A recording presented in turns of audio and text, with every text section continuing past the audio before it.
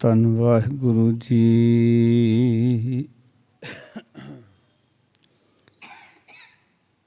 ਨਾਰਾਇਣ ਨਰਪਤ ਨਮਸਕਾਰ।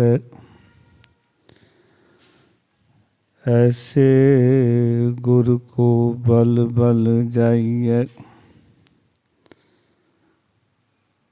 आप मुकत मोहि तारै। गुरु जैसा नाही को देव, जिस मस्तक भाग सो लागा सेव।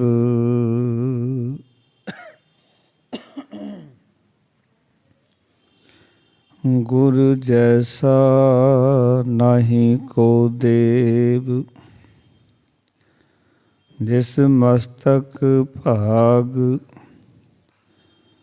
सो लागा सेव। जागदी जोत रूहानी ज्ञान दे मुजस्मे बाणी के बोहित धन धन श्री गुरु ग्रंथ साहब महाराज जी की पावन हजूरी विच सुभाईमान होए बैठे सत्कारयोग सतसंगी जनों, सतगुरां ने कृपा की। संध्या वेले दे दीवाना च गुरु हजूरी विच विचरदियां होइयां संगतां पासों इलाही बाणी दा कीर्तन सरवण कीता है। आओ जो लड़ीवार विचार अस्थान ते चल रही है, उस अधीन अज दी पावन पौड़ी करमी सहज न ऊपजै, बिन सहजै सहसा न जाए। नह जाए सहसा कितै संजम, रहे कर्म कमाए। हर एक मनुख दे अंदर एक सवाल है कि मेरे जीवन विच जिहड़े भरम भुलेखे हैं,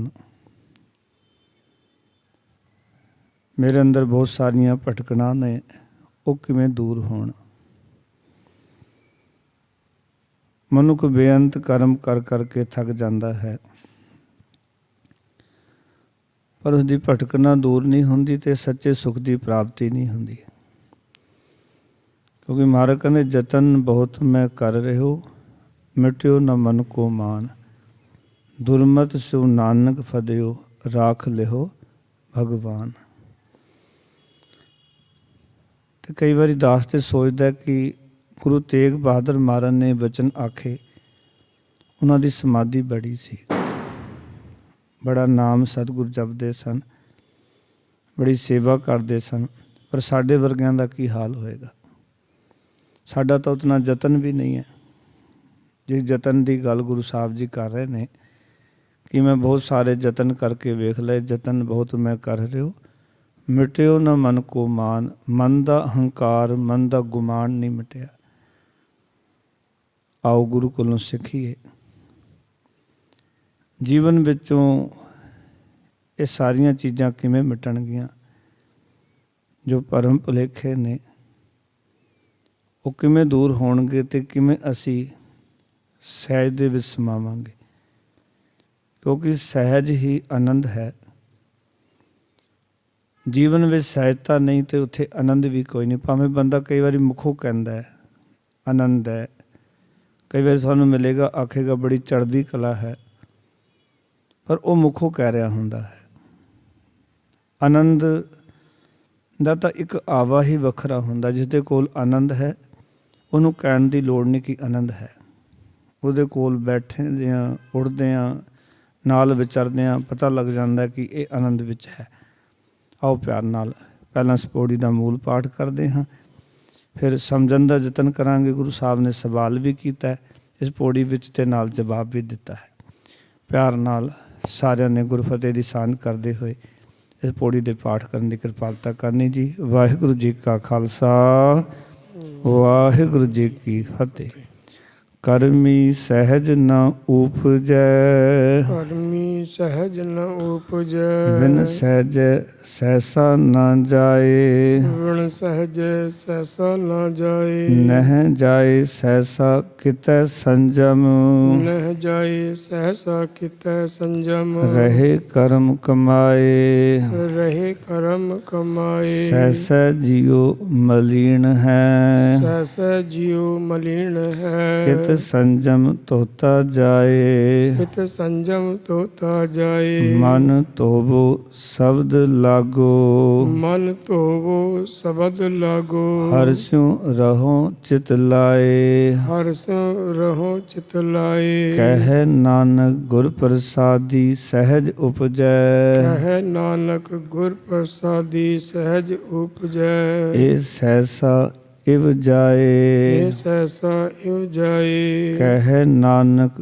ਗੁਰ ਪ੍ਰਸਾਦੀ ਸਹਿਜ ਉਪਜੈ, ਕਹਿ ਨਾਨਕ ਗੁਰ ਪ੍ਰਸਾਦੀ ਸਹਿਜ ਉਪਜੈ। ਇਹ ਸਹਿਸਾ ਇਵ ਜਾਏ। ਇਹ ਸਹਿਸਾ ਇਵ ਜਾਏ। ਵਾਹਿਗੁਰੂ ਜੀ ਕਾ ਖਾਲਸਾ, ਵਾਹਿਗੁਰੂ ਜੀ ਕੀ ਫਤਿਹ।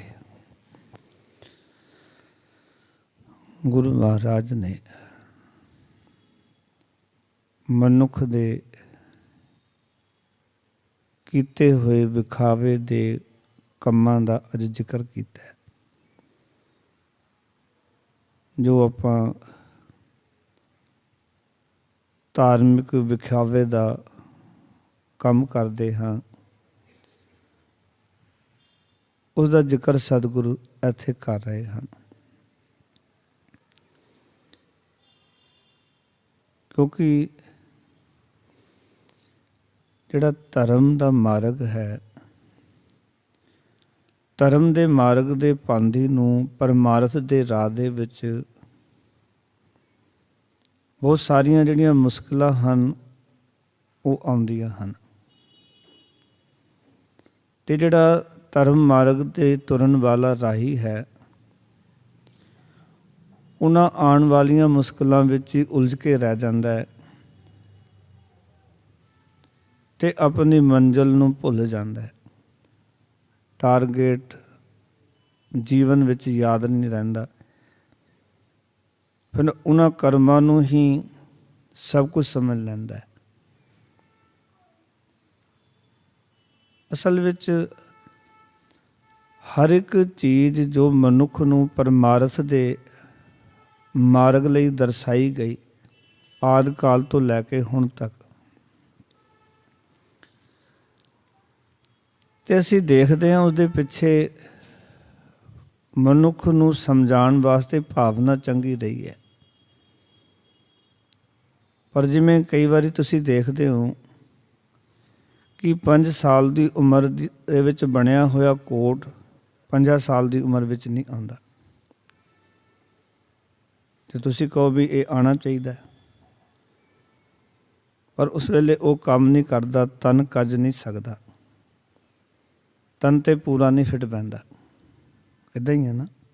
ਇਸ ਤਰ੍ਹਾਂ ਹੀ ਕੁਝ ਕਰਮ ਮਨੁੱਖ ਨੂੰ ਇਸ ਮੰਜ਼ਿਲ ਤੇ ਤੁਰ ਸਕੇ, ਬੰਦਾ ਰੱਬੀ ਰਾਹ ਦੇ ਉੱਤੇ ਇਹ ਪੈ ਸਕੇ, ਤੇ ਬਹੁਤ ਸਾਰੇ ਕਰਮ ਮਨੁੱਖ ਨੂੰ ਦਰਸਾਏ ਗਏ। ਔਰ ਵੈਸੇ ਵੀ ਜਿਵੇਂ ਜਿਵੇਂ ਮਨੁੱਖ ਦੇ ਅੰਦਰ ਚੰਚਲਤਾ ਵੱਧਦੀ ਹੈ, ਤੇ ਐਸੇ ਕੰਮ ਜਿਹੜੇ ਨੇ ਬਹੁਤਾਤ ਵਿੱਚ ਫਿਰ ਕਿਸੇ ਅਰਥ ਨਹੀਂ ਰਹਿ ਜਾਂਦੇ। ਇਹਦੇ ਵਿੱਚ ਕੋਈ ਸ਼ੱਕ ਨਹੀਂ ਕਿ ਕਦੀ ਸਮਾਂ ਹੋਏਗਾ ਕਿ ਜਦੋਂ ਬੰਦੇ ਨੂੰ ਸਮਝਾਉਣਾ ਸੀ ਵੀ ਤੂੰ ਧਾਰਮਿਕ ਅਸਥਾਨਾਂ 'ਤੇ ਜਾ, ਕਿਸੇ ਨੇ ਆਖਿਆ ਤੂੰ ਜੰਗਲ ਵਿੱਚ ਚਲਾ ਜਾ, ਕਿਉਂਕਿ ਉਸ ਵੇਲੇ ਮਨੁੱਖ ਦੇ ਅੰਦਰ ਇਤਨੀ ਚੰਚਲਤਾ, ਇਤਨੀ ਭਟਕਣਾ ਨਹੀਂ ਸੀ। ਤੇ ਕੁਝ ਸਮਾਂ ਦੇ ਅਭਿਆਸ ਨਾਲ ਉਸ ਨੂੰ ਜੀਵਨ ਦੀ ਸੋਝੀ ਆ ਜਾਂਦੀ ਸੀ। ਪਰ ਜਦੋਂ ਅੱਜ ਦਾ ਸਮਾਂ ਅਸੀਂ ਦੇਖਦੇ ਹਾਂ ਤੇ ਗੁਰੂ ਸਾਹਿਬ ਨੇ ਵੀ ਆਖ ਦਿੱਤਾ, ਜਤ ਸੰਜਮ ਤੀਰਥ ਉਹਨਾਂ ਜੁਗਾਂ ਕਾ ਧਰਮ ਹੈ, ਕਲਮੈ ਕੀਰਤ ਹਰ ਨਾਮਾ। ਇੱਕ ਵਾਰ ਉਚਾਰਨ ਕਰੋ, ਸਤਨਾਮ। ਉਸ ਸਮੇਂ ਦੇ ਵਿੱਚ ਤਾਂ ਠੀਕ ਸੀ ਉਹ, ਜਤ ਸੰਜਮ ਤੀਰਥ ਉਹਨਾਂ ਜੁਗਾਂ ਕਾ ਧਰਮ। ਪਰ ਜਿਵੇਂ ਜਿਵੇਂ ਮਨੁੱਖੀ ਬੁੱਧੀ ਦਾ ਵਿਕਾਸ ਹੋ ਰਿਹਾ, ਕਿਉਂਕਿ ਹਰ ਇੱਕ ਚੀਜ਼ ਪਰਮਾਤਮਾ ਦੀ ਕੁਦਰਤ ਵਿੱਚ ਅੱਗੇ ਵਧੀ ਜਾ ਰਹੀ ਹੈ। ਤੁਸੀਂ ਕਿਸੇ ਵੀ ਚੀਜ਼ ਨੂੰ ਵੇਖ ਲਓ, ਪੱਥਰ ਜਿਹੜਾ ਹੈ ਇੱਕ ਆਮ ਪੱਥਰ ਤੋਂ ਕੋਹਿਨੂਰ ਤੱਕ ਬਣ ਜਾਂਦਾ ਹੈ ਤਾਂ ਪੱਥਰ ਹੀ ਉਹ ਵਿਕਾਸ ਕਰ ਰਿਹਾ ਹੈ। ਇੱਕ ਆਮ ਰੁੱਖ ਤੋਂ ਚੰਦਨ ਤੱਕ ਬਣ ਜਾਂਦਾ ਹੈ। ਇੱਕ ਆਮ ਪੰਛੀ ਤੋਂ ਖਾਸ ਪੰਛੀ ਤੱਕ ਯਾਤਰਾ ਕਰ ਲੈਂਦਾ ਹੈ। ਇਸ ਤਰ੍ਹਾਂ ਇੱਕ ਆਮ ਮਨੁੱਖ ਖਾਸ ਮਨੁੱਖ ਤੱਕ ਪਹੁੰਚ ਜਾਂਦਾ ਹੈ, ਖਾਸ ਚੀਜ਼ ਇੱਕ ਪਦ ਪਦਵੀ ਹਾਸਲ ਕਰ ਲੈਂਦਾ। ਹਰ ਇੱਕ ਚੀਜ਼ ਸੰਸਾਰ ਦੇ ਵਿੱਚ ਅੱਗੇ ਵਧ ਰਹੀ ਹੈ। ਇਸ ਕਰਕੇ ਜੀਵਨ ਦੇ ਵਿੱਚ ਕੁਝ ਕਰਮ ਮਨੁੱਖ ਨੂੰ ਸਮਝਾਉਣ ਵਾਸਤੇ ਰਹੇ ਨੇ, ਪਰ ਉਹਨਾਂ ਦੇ ਪਿੱਛੇ ਮਨੋਰਥ ਸੀ ਕੇਵਲ ਕਿ ਕਿਸੇ ਢੰਗ ਦੇ ਨਾਲ ਇੱਕ ਗੁਰੂ ਦੇ ਸੰਪਰਕ ਵਿੱਚ ਆਵੇ, ਉਹਦੀ ਬਾਣੀ ਸੁਣੇ, ਉਸ ਬਾਣੀ ਨੂੰ ਕਮਾਵੇ ਅਤੇ ਆਪਣੀ ਮੰਜ਼ਿਲ 'ਤੇ ਪਹੁੰਚ ਜਾਏ। ਬਸ ਇਤਨੀ ਜੀ ਗੱਲ ਹੈ। ਕਿਉਂਕਿ ਤੀਰਥਾਂ 'ਤੇ ਵੀ ਜਾਣ ਦਾ ਮਕਸਦ ਇਹ ਸੀ, ਤੀਰਥ ਬਣੇ ਹੀ ਉੱਥੇ ਸੀ ਜਿੱਥੇ ਕੋਈ ਬੰਦਗੀ ਕਰਨ ਵਾਲਾ ਬੈਠਾ, ਜਿਸਨੇ ਬੰਦਗੀ ਕੀਤੀ, ਸਿਵ ਸਲਾਹ ਕੀਤੀ, ਜੀਵਨ ਸਵਾਰਿਆ, ਆਪਣਾ ਸਿੰਗਾਰਿਆ, ਉੱਥੇ ਤੀਰਥ ਬਣ ਗਿਆ। ਲੋਕ ਜਾਣ ਲੱਗ ਪਏ। ਇੱਕ ਬੰਦੇ ਨੂੰ ਪਤਾ ਚੱਲਿਆ, ਉਸ ਨੂੰ ਜੀਵਨ ਜਾਚ ਮਿਲੀ, ਉਸਨੇ ਹੋਰ ਨੂੰ ਦੱਸ ਦਿੱਤਾ। ਹੌਲੀ ਹੌਲੀ ਲੋਕ ਉੱਥੇ ਜਾਣੇ ਸ਼ੁਰੂ ਹੋ ਗਏ। ਇਹ ਕੁਛ ਹੁੰਦਾ ਨਾ, ਸੰਗਤ ਇਸ ਤਰ੍ਹਾਂ ਹੀ ਜੁੜਦੀ ਹੈ ਅਤੇ ਉੱਥੇ ਹੌਲੀ ਹੌਲੀ ਤੀਰਥ ਬਣ ਗਿਆ। ਜਿਸ ਕਰਕੇ ਤੀਰਥ ਬਣਿਆ ਸੀ ਉਹ ਚਲਾ ਗਿਆ, ਪਿੱਛੇ ਉਹ ਗੱਲ ਉੱਥੇ ਨਹੀਂ ਰਹੀ। ਜਿਵੇਂ ਹੁਣ ਬਿਲਡਿੰਗ ਸੋਹਣੀ ਹੈ, ਗੁਰੂ ਗ੍ਰੰਥ ਸਾਹਿਬ ਦਾ ਪ੍ਰਕਾਸ਼ ਮੱਥਾ ਟੇਕਦੇ ਹਾਂ, ਜੇ ਗੁਰੂ ਗ੍ਰੰਥ ਸਾਹਿਬ ਦਾ ਪ੍ਰਕਾਸ਼ ਹਟਾ ਦਈਏ ਤਾਂ ਕੀ ਰਹੇਗਾ ਇੱਥੇ? ਫਿਰ ਤਾਂ ਇੱਕ ਬਿਲਡਿੰਗ ਰਹਿ ਜਾਏਗੀ ਨਾ, ਅਤੇ ਬਿਲਡਿੰਗ ਨੂੰ ਮੱਥਾ ਟੇਕੋਗੇ ਕੀ ਮਿਲੇਗਾ? ਕੁਛ ਪ੍ਰਾਪਤੀ ਨਹੀਂ ਹੋਣੀ, ਕਿਉਂਕਿ ਗਿਆਨ ਤਾਂ ਗੁਰੂ ਨੇ ਦੇਣਾ, ਗਿਆਨ ਤਾਂ ਸ਼ਬਦ ਨੇ ਦੇਣਾ, ਬਿਲਡਿੰਗ ਨੇ ਥੋੜ੍ਹੀ ਦੇਣਾ। ਕੋਈ ਸਕੂਲ ਹੋਵੇ, ਉਹਦੇ ਟੀਚਰ ਸਾਰੇ ਬਾਹਰ ਕੱਢ ਦਿਓ, ਸਕੂਲ ਹੋਵੇ ਪਰ ਬੱਚਾ ਕੁਛ ਸਿੱਖੇਗਾ? ਕੁਛ ਵੀ ਨਹੀਂ। ਟੀਚਰਾਂ ਨੇ ਸਿਖਾਉਣਾ ਸੀ, ਟੀਚਰ ਪਾਸੇ ਕਰ ਦਿੱਤੇ। ਇਸ ਤਰ੍ਹਾਂ ਹੀ ਜਿਹੜੇ ਰੂਹਾਨੀ ਜੀਵਨ ਦੇ ਪੁਰਾਤਨ ਸਮੇਂ ਤੋਂ ਲੈ ਕੇ ਅੱਜ ਤੱਕ ਜਿਹੜੇ ਤੀਰਥ ਅਸਥਾਨ ਬਣੇ, ਉਸ ਦਾ ਕਾਰਨ ਵੀ ਇਹ ਸੀ ਕਿ ਕੋਈ ਬੰਦਗੀ ਕਰਨ ਵਾਲਾ ਪੁਰਖ ਸੀ। ਔਰ ਜਦੋਂ ਕੋਈ ਬੰਦਗੀ ਕਰਨ ਵਾਲਾ ਕਿਤੇ ਬਹਿੰਦਾ ਹੈ, ਉਹਨੂੰ ਮਹਾਰਾਜ ਕਹਿੰਦੇ, ਸਾ ਧਰਤੀ ਪਈ ਹਰਿਆਵਲੀ, ਜਿੱਥੇ ਮੇਰਾ ਸਤਿਗੁਰ ਬੈਠਾ ਆਏ ਸੇ ਜੰਤ ਪਏ ਹਰਿਆਵਲੇ। ਜਿਹਨੇ ਮੇਰਾ ਸਤਿਗੁਰ ਦੇਖਿਆ ਜਾਏ, ਜਿਨ੍ਹਾਂ ਨੇ ਆ ਕੇ ਸਤਿਗੁਰ ਨੂੰ ਦੇਖ ਲਿਆ ਅਤੇ ਉਹ ਧਰਤੀ 'ਤੇ ਗੁਰੂ ਬੈਠਾ, ਉਹ ਮਹਾਨ ਧਰਤੀ ਬਣ ਗਈ। ਪਰ ਜੇ ਬੰਦਾ ਆਖੇ ਵੀ ਉਸ ਤੀਰਥ 'ਤੇ ਜਿਹੜਾ ਇਹ ਪ੍ਰਾਪਤੀ ਹੁੰਦੀ ਹੈ, ਅਤੇ ਉਹ ਕੇਵਲ ਕਰਮਕਾਂਡ ਰਹਿ ਜਾਂਦਾ ਹੈ, ਪਾਖੰਡ ਰਹਿ ਜਾਂਦਾ ਹੈ, ਵਿਖਾਵਾ ਰਹਿ ਜਾਂਦਾ ਹੈ। ਕਿਉਂਕਿ ਜਿਸ ਕੋਲ ਪ੍ਰਾਪਤੀ ਹੋਣੀ ਸੀ ਉਹ ਮੌਜੂਦ ਨਹੀਂ ਹੈ ਉੱਥੇ। ਜਿਵੇਂ ਕਿ ਸਰੀਰ ਹੈ, ਸਰੀਰ ਵਿੱਚੋਂ ਜਿੰਦ ਕੱਢ ਲਓ ਅਤੇ ਸਰੀਰ ਕਿਸੇ ਕੰਮ ਦਾ ਨਹੀਂ।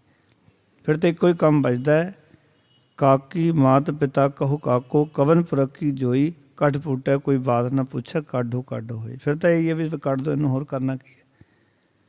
ਜਿੰਦ ਹੈ ਤਾਂ ਸਰੀਰ ਦੀ ਕੋਈ ਵੈਲਿਊ ਹੈ, ਜਿੰਦ ਨਹੀਂ ਤਾਂ ਸਰੀਰ ਦੀ ਕੋਈ ਵੈਲਿਊ ਨਹੀਂ। ਇਸ ਤਰ੍ਹਾਂ ਹੀ ਪੁਰਾਤਨ ਸਮੇਂ ਵਿੱਚ ਜਿਤਨੇ ਵੀ ਕਰਮ ਸਨ, ਉਹਨਾਂ ਵਿੱਚੋਂ ਕੋਈ ਕਰਮ ਦ੍ਰਿੜ ਕਰਾਉਣ ਵਾਲਾ ਸੀ, ਤਾਂ ਇਸ ਕਰਕੇ ਉਹਨਾਂ ਨੇ ਆਪਣੇ ਆਪਣੇ ਮੁਤਾਬਿਕ ਮਨੁੱਖ ਨੂੰ ਕਿਸੇ ਢੰਗ ਦੇ ਨਾਲ ਜੋੜੀਏ। ਜਿਵੇਂ ਹੁਣ ਕਈ ਵਾਰੀ ਸਹਿਜ ਸੁਭਾਅ ਬੰਦਾ ਕਹਿੰਦਾ ਵੀ 40 ਦਿਨ ਹਾਜ਼ਰੀਆਂ ਭਰੋ। ਹੁਣ ਚਲੀਆ ਕੱਟਣ ਦਾ ਕਹਿਣ ਦਾ ਉਹਦਾ ਮਕਸਦ ਨਹੀਂ ਹੁੰਦਾ, ਕਰਮਕਾਂਡ ਵਾਲਾ ਮਕਸਦ ਨਹੀਂ ਹੁੰਦਾ। ਉਸ ਦਾ ਅਰਥ ਹੁੰਦਾ ਵੀ ਬੰਦਾ 40 ਦਿਨ ਜੇ ਆਵੇ, ਪ੍ਰਣ ਕਰ ਲਵੇ ਵੀ ਮੈਂ 40 ਦਿਨ ਗੁਰਦੁਆਰੇ ਜਾਣਾ, ਅਤੇ ਹੌਲੀ ਹੌਲੀ ਕੋਈ ਸ਼ਬਦ ਦਾ ਕੋਈ ਕਟਾਕਸ, ਸ਼ਬਦ ਦਾ ਕੋਈ ਅੰਦਰ ਦੀ ਗੱਲ ਜਿਹੜੀ ਹੈ, ਅਨਿਆਲਾ ਤੀਰ ਕੋਈ ਵੱਜੇ ਅਤੇ ਇਹ ਰੈਗੂਲਰ ਆਉਣ ਲੱਗ ਪਵੇ, ਸ਼ਬਦ ਦੇ ਨਾਲ ਪਿਆਰ ਪੈਦਾ ਹੋ ਜਾਏ। ਹੋਰ ਕੋਈ ਮਕਸਦ ਥੋੜ੍ਹੀ ਹੁੰਦਾ ਇਹਨਾਂ ਚੀਜ਼ਾਂ ਦਾ। ਇਹ ਸਾਰੀਆਂ ਚੀਜ਼ਾਂ ਜੋ ਵੀ ਕੋਈ ਸਤਿਪੁਰਖ ਗੁਰਮੁਖ ਪਿਆਰਾ ਕਹਿੰਦਾ ਬੰਦੇ ਨੂੰ, ਇਸ ਕਰਕੇ ਕਹਿੰਦਾ ਵੀ ਕੋਈ ਚੀਜ਼ ਬੰਦੇ ਉੱਤੇ ਅਸਰ ਕਰੇ। ਉਸਦਾ ਆਪਣਾ ਉਸ ਵੇਲੇ ਕੋਈ ਮਨੋਰਥ ਨਹੀਂ ਹੁੰਦਾ ਵੀ ਤੁਸੀਂ ਗੁਰਦੁਆਰੇ ਆਓ, ਹਾਜ਼ਰੀਆਂ ਭਰੋ, ਸਤਸੰਗਤ 'ਚ ਬੈਠੋ। ਉਹਦੇ ਮਨ 'ਚ ਇਹ ਹੁੰਦਾ ਵੀ ਇਹ ਬੰਦਾ ਆਏਗਾ, ਕੀ ਪਤਾ ਕੋਈ ਸ਼ਬਦ, ਕੋਈ ਗੁਰੂ ਕੀ ਗੱਲ ਐਸਦੇ ਹਿਰਦੇ ਨੂੰ ਟੁੰਬ ਜਾਏ ਅਤੇ ਫਿਰ ਗੁਰੂ ਕੇ ਰਸਤੇ 'ਤੇ ਇਹ ਤੁਰ ਪਏ, ਪਾਂਧੀ ਬਣ ਜਾਏ। ਗੁਰੂ ਸਾਹਿਬ ਜੀ ਨੇ ਵੇਖਿਆ ਕਿ ਧਰਮ ਮਾਰਗ ਦੇ ਪਾਂਧੀਆਂ ਨੂੰ ਪਰਮਾਰਥ ਦੇ ਰਾਹ 'ਤੇ ਚੱਲਣ ਵਾਸਤੇ ਨਾ ਕੁਝ ਮੁਸ਼ਕਲਾਂ ਆ ਰਹੀਆਂ ਸਨ, ਅਤੇ ਉਹਨਾਂ ਦਾ ਹੱਲ ਗੁਰੂ ਸਾਹਿਬ ਜੀ ਨੇ ਦੱਸਿਆ। ਕਿਉਂਕਿ ਮਨੁੱਖ ਦੀ ਪਹਿਲੀ ਕਮਜ਼ੋਰੀ ਇਹ ਰਹੀ ਹੈ ਕਿ ਮਾਨ ਵਡਿਆਈ, ਹਉਮੈ ਅਤੇ ਕਾਮਨਾ ਅਧੀਨ ਇਹ ਬਾਹਰੋਂ ਬੜੇ ਧਰਮ ਕਰਮ ਕਰਦਾ ਹੈ, ਧਾਰਮਿਕ ਕੰਮ ਕਰਦਾ ਹੈ, ਅਤੇ ਇਹ ਸਭ ਤੋਂ ਵੱਡੀ ਰੁਕਾਵਟ ਹੈ। ਜਦੋਂ ਸਾਡਾ ਧਰਮ ਕਰਮ ਕੇਵਲ ਮਾਨ ਵਡਿਆਈ ਵਾਸਤੇ ਹੈ, ਆਪਣੀ ਹਉਮੈ ਨੂੰ ਪੱਠੇ ਪਾਉਣ ਵਾਸਤੇ ਹੈ, ਜਦੋਂ ਕਾਮਨਾ ਦੇ ਅਧੀਨ ਹੈ ਕਿ ਮੈਨੂੰ ਗੱਡੀ ਮਿਲ ਜਾਏ, ਮੈਨੂੰ ਘਰ ਮਿਲ ਜਾਏ, ਮੇਰਾ ਇਹ ਕੰਮ ਹੋ ਜਾਏ, ਅਤੇ ਇਹ ਜਿਹੜਾ ਧਰਮ ਕਰਮ ਹੈ, ਯਾਦ ਰੱਖਣਾ, ਇਹ ਕੇਵਲ ਤਾਂ ਕੇਵਲ ਬੰਦੇ ਨੂੰ ਆਪਣੇ ਰਸਤੇ ਤੋਂ ਭਟਕਾ ਦਿੰਦਾ ਹੈ, ਥਿੜਕ ਜਾਂਦਾ ਬੰਦਾ। ਸਾਡੇ ਨਾਲ ਵੀ ਕਈ ਵਾਰੀ ਇਹੀ ਹੁੰਦਾ। ਇਸ ਕਰਕੇ ਤੁਸੀਂ ਦੇਖੋ ਕਿ ਬਹੁਤ ਸਾਰੇ ਜਿਗਿਆਸੂ ਜਿਹੜੇ ਨੇ ਨਾ, ਉਹ ਕੇਵਲ ਸੰਸਾਰ ਦੀ ਕਾਮਨਾ ਅਧੀਨ ਧਾਰਮਿਕ ਸਥਾਨਾਂ 'ਤੇ ਜਾਂਦੇ ਨੇ। ਵੈਸੇ ਤਾਂ 3 ਤਰ੍ਹਾਂ ਦੇ ਲੋਕ ਨੇ। ਇੱਕ ਮਾਨ ਵਡਿਆਈ ਕਰਕੇ ਜਾਂਦੇ ਨੇ, ਇੱਕ ਉਹ ਨੇ ਜਿਹੜੇ ਆਪਣੀ ਹਉਮੈ ਵਧਾਉਣ ਜਾਂਦੇ ਨੇ ਵੀ ਮੈਂ ਪਾਠ ਕੀਤਾ, ਮੈਂ ਮੱਥਾ ਟੇਕਿਆ। ਇੱਕ ਉਹ ਨੇ ਜਿਹੜੇ ਦੁਨਿਆਵੀ ਵਸਤੂਆਂ ਮੰਗਣ ਜਾਂਦੇ, ਕਿਸੇ ਕਾਮਨਾ ਦੇ ਅਧੀਨ ਗਏ। ਵੈਸੇ ਕੋਈ ਲੈਣਾ ਦੇਣਾ ਸੀ, ਕੋਈ ਕਾਮਨਾ ਅਟਕ ਰਹੀ ਸੀ, ਚਲੇ ਗਏ ਧਾਰਮਿਕ ਅਸਥਾਨ 'ਤੇ। ਹੁਣ ਗੁਰੂ ਸਾਹਿਬ ਨੇ ਵੇਖਿਆ ਵੀ ਇਹ ਜਿਹੜੇ 3 ਕਰਮ ਨੇ ਬੰਦੇ ਦੇ, ਇਹ ਮਨੁੱਖ ਨੂੰ ਧਰਮ ਦੇ ਮਾਰਗ ਦੇ ਰਾਹੀ ਨੂੰ, ਇਸ ਪਾਂਧੀ ਨੂੰ ਰੁਕਾਵਟ ਬਣੇ ਹੋਏ ਨੇ। ਕਿਉਂਕਿ ਉਹਨਾਂ ਨਾਲ ਇਸ ਦੇ ਅੰਦਰ ਪ੍ਰਭੂ ਇੱਕ ਸੁਰਤਾ ਨਹੀਂ ਆ ਰਹੀ, ਸ਼ਾਂਤੀ ਅਤੇ ਸਹਿਜ ਵਾਲੀ ਅਵਸਥਾ ਪੈਦਾ ਨਹੀਂ ਹੋ ਰਹੀ। ਇਸ ਕਰਕੇ ਜਦੋਂ ਇਹ ਚੀਜ਼ ਸਾਨੂੰ ਮਿਲ ਹੀ ਨਹੀਂ ਰਹੀ ਤਾਂ ਸਮਝ ਲਓ ਧਰਮ ਕਰਮ ਨਹੀਂ ਹੋ ਰਿਹਾ। ਇਸ ਦਾ ਅਰਥ ਹੈ ਵੀ ਗੁਰੂ ਦਾਤੇ ਦੇ ਚਰਨਾਂ ਨਾਲ ਜੁੜਨਾ, ਧਰਮ ਕਰਮ ਜੋ ਗੁਰੂ ਨੇ ਸਾਨੂੰ ਦ੍ਰਿੜ ਕਰਾਇਆ, ਉਸ ਦਾ ਅਰਥ ਇੱਕੋ ਹੀ ਹੈ ਕਿ ਪ੍ਰਭੂ ਨਾਲ ਇੱਕ ਸੁਰਤਾ ਹੋਣਾ, ਇੱਕ ਸੁਰਤ ਹੋ ਜਾਈਏ, ਸਾਡੇ ਅੰਦਰ ਸਹਿਜ ਅਤੇ ਸ਼ਾਂਤੀ ਦਾ ਜਨਮ ਹੋਵੇ। ਮਹਾਰਾਜ ਨੇ ਵੈਸੇ ਬਾਣੀ 'ਚ ਜ਼ਿਕਰ ਕੀਤਾ ਹੈ, ਰਸਨਾ ਗੁਣ ਗੋਪਾਲ ਨਿਧ ਗਾਇਨ, ਸ਼ਾਂਤ ਸਹਿਜ ਰਹਿਸ ਮਨ ਉਪਜਿਓ ਸਗਲੇ ਦੁਖ ਪਲਾਇਨ। ਜੇ ਕਰੇ ਤਾਂ ਤੇਰੇ ਜੀਵਨ 'ਚ ਖੇਡ ਬਣੇਗੀ। ਜੇ ਰਸਨਾ ਨਾਲ ਵਾਹਿਗੁਰੂ ਦੇ ਗੁਣ ਗਾਵੇਂ, ਪਰਮਾਤਮਾ ਦੀ ਸਿਫਤ ਸਲਾਹ ਕਰੇ, ਕੀ ਮਿਲੇਗਾ? ਆਤਮਿਕ ਸ਼ਾਂਤੀ ਮਿਲੇਗੀ, ਆਤਮਿਕ ਸੁੱਖ ਮਿਲੇਗਾ, ਆਤਮਿਕ ਅਡੋਲਤਾ ਪ੍ਰਾਪਤ ਹੋਏਗੀ, ਤੇਰੇ ਸਾਰੇ ਦੁੱਖ ਪਲਾਇਨ ਕਰ ਜਾਣਗੇ। ਰਸਨਾ ਨਾਲ ਜੇ ਪਰਮਾਤਮਾ ਦੇ ਗੁਣ ਗਾਵੇਂ। ਗੁਰੂ ਸਾਹਿਬ ਜੀ ਨੇ ਵੇਖਿਆ ਕਿ ਇਹ ਜੀਵਨ ਵਿੱਚ ਸਹਿਜ ਦੀ ਥਾਂ 'ਤੇ ਵਧੇਰੇ ਖਿਡਾਓ, ਵਧੇਰੇ ਅਸ਼ਾਂਤੀ, ਔਰ ਇਹ ਸਾਰੀਆਂ ਚੀਜ਼ਾਂ ਮਨੁੱਖ ਦੇ ਅੰਦਰ ਇਹ ਬਿੜਤੀ ਪੈਦਾ ਹੋ ਰਹੀ ਹੈ। ਇਹ ਅੰਦਰੋਂ ਬੜਾ ਮਤਲਬ ਖਿੜਾਓ ਦਾ ਅਰਥ ਹੈ ਉਹ ਕਿ ਅੰਦਰੋਂ ਬੜਾ ਟੁੱਟਿਆ ਰਹਿੰਦਾ ਹੈ, ਅੰਦਰੋਂ ਬੜਾ ਅਸ਼ਾਂਤ ਜਿਹਾ ਰਹਿੰਦਾ ਹੈ। ਤੁਸੀਂ ਦੇਖੋ ਕਿ ਧਾਰਮਿਕ ਅਸਥਾਨਾਂ 'ਤੇ ਆਉਣ ਵਾਲੇ ਬੰਦੇ ਨੂੰ ਧਿਆਨ ਨਾਲ ਦੇਖੋ, ਅਸ਼ਾਂਤੀ ਜਿਹੀ, ਸਹਿਮ ਜਿਹਾ ਉਸਦੇ ਮੱਥੇ ਤੋਂ ਝਲਕਦਾ, ਸਗੁਣ ਨਜ਼ਰ ਨਹੀਂ ਆਉਂਦਾ। ਗੁਰੂ ਨੂੰ ਮਿਲ ਕੇ ਜੋ ਉਸਦੇ ਉੱਤੇ ਚਿਹਰੇ 'ਤੇ ਖੇੜਾ ਆਉਣਾ ਚਾਹੀਦਾ ਉਹ ਨਜ਼ਰ ਨਹੀਂ ਆਉਂਦਾ। ਵੀ ਜਦੋਂ ਆ ਕੇ ਮੱਥਾ ਟੇਕੇ ਉਸ ਵੇਲੇ ਤਾਂ ਖਿੜ ਕੇ ਗੁਰੂ ਨੂੰ ਮਿਲੇ ਨਾ, ਪਰ ਆਪਣੀ ਅਸ਼ਾਂਤੀ ਜਿਹੀ, ਆਪਣੇ ਅੰਦਰ ਦਾ ਕਿਤੇ ਗਵਾਚਿਆ ਪਿਆ ਅੰਦਰੋਂ ਬੰਦਾ ਜਦੋਂ ਗੁਰੂ ਕੋਲ ਆ ਰਿਹਾ। ਸੰਸਾਰੀ ਦੁੱਖਾਂ ਸੁੱਖਾਂ ਵਿੱਚ, ਕਰਦੇ ਕਲੇਸ਼ਾਂ ਦੇ ਵਿੱਚ, ਹੋਰ ਚੀਜ਼ਾਂ ਵਿੱਚ ਇਹ ਗਵਾਚਿਆ ਹੋਇਆ ਜਦੋਂ ਗੁਰੂ ਦੇ ਦਰ 'ਤੇ ਵੀ ਆਉਂਦਾ, ਇਹ ਪੂਰਨ ਤੌਰ ਤੋਂ ਗਵਾਚਿਆ ਹੋਇਆ। ਇਸ ਕਰਕੇ ਗੁਰੂ ਅਰਜਨ ਦੇਵ ਜੀ ਮਹਾਰਾਜ ਨੇ ਇੱਕ ਗੱਲ ਸਾਨੂੰ ਸਮਝਾਈ ਵੀ ਤੂੰ ਧਰਮ ਕਰਮ ਤਾਂ ਕਰ ਰਿਹਾ, ਪਰ ਅਜਿਹੇ ਫੋਕਟ ਕਰਮ ਕਾਂਡਾਂ ਦਾ ਲੰਬਾ ਚੌੜਾ ਵੇਰਵਾ ਜਿਹੜਾ ਹੈ ਗੁਰੂ ਸਾਹਿਬ ਨੇ ਦਿੱਤਾ ਵੀ ਆਪਣੀ ਬਾਣੀ 'ਚ, ਬੜਾ ਲੰਬਾ ਚੌੜਾ ਵੇਰਵਾ ਹੈ।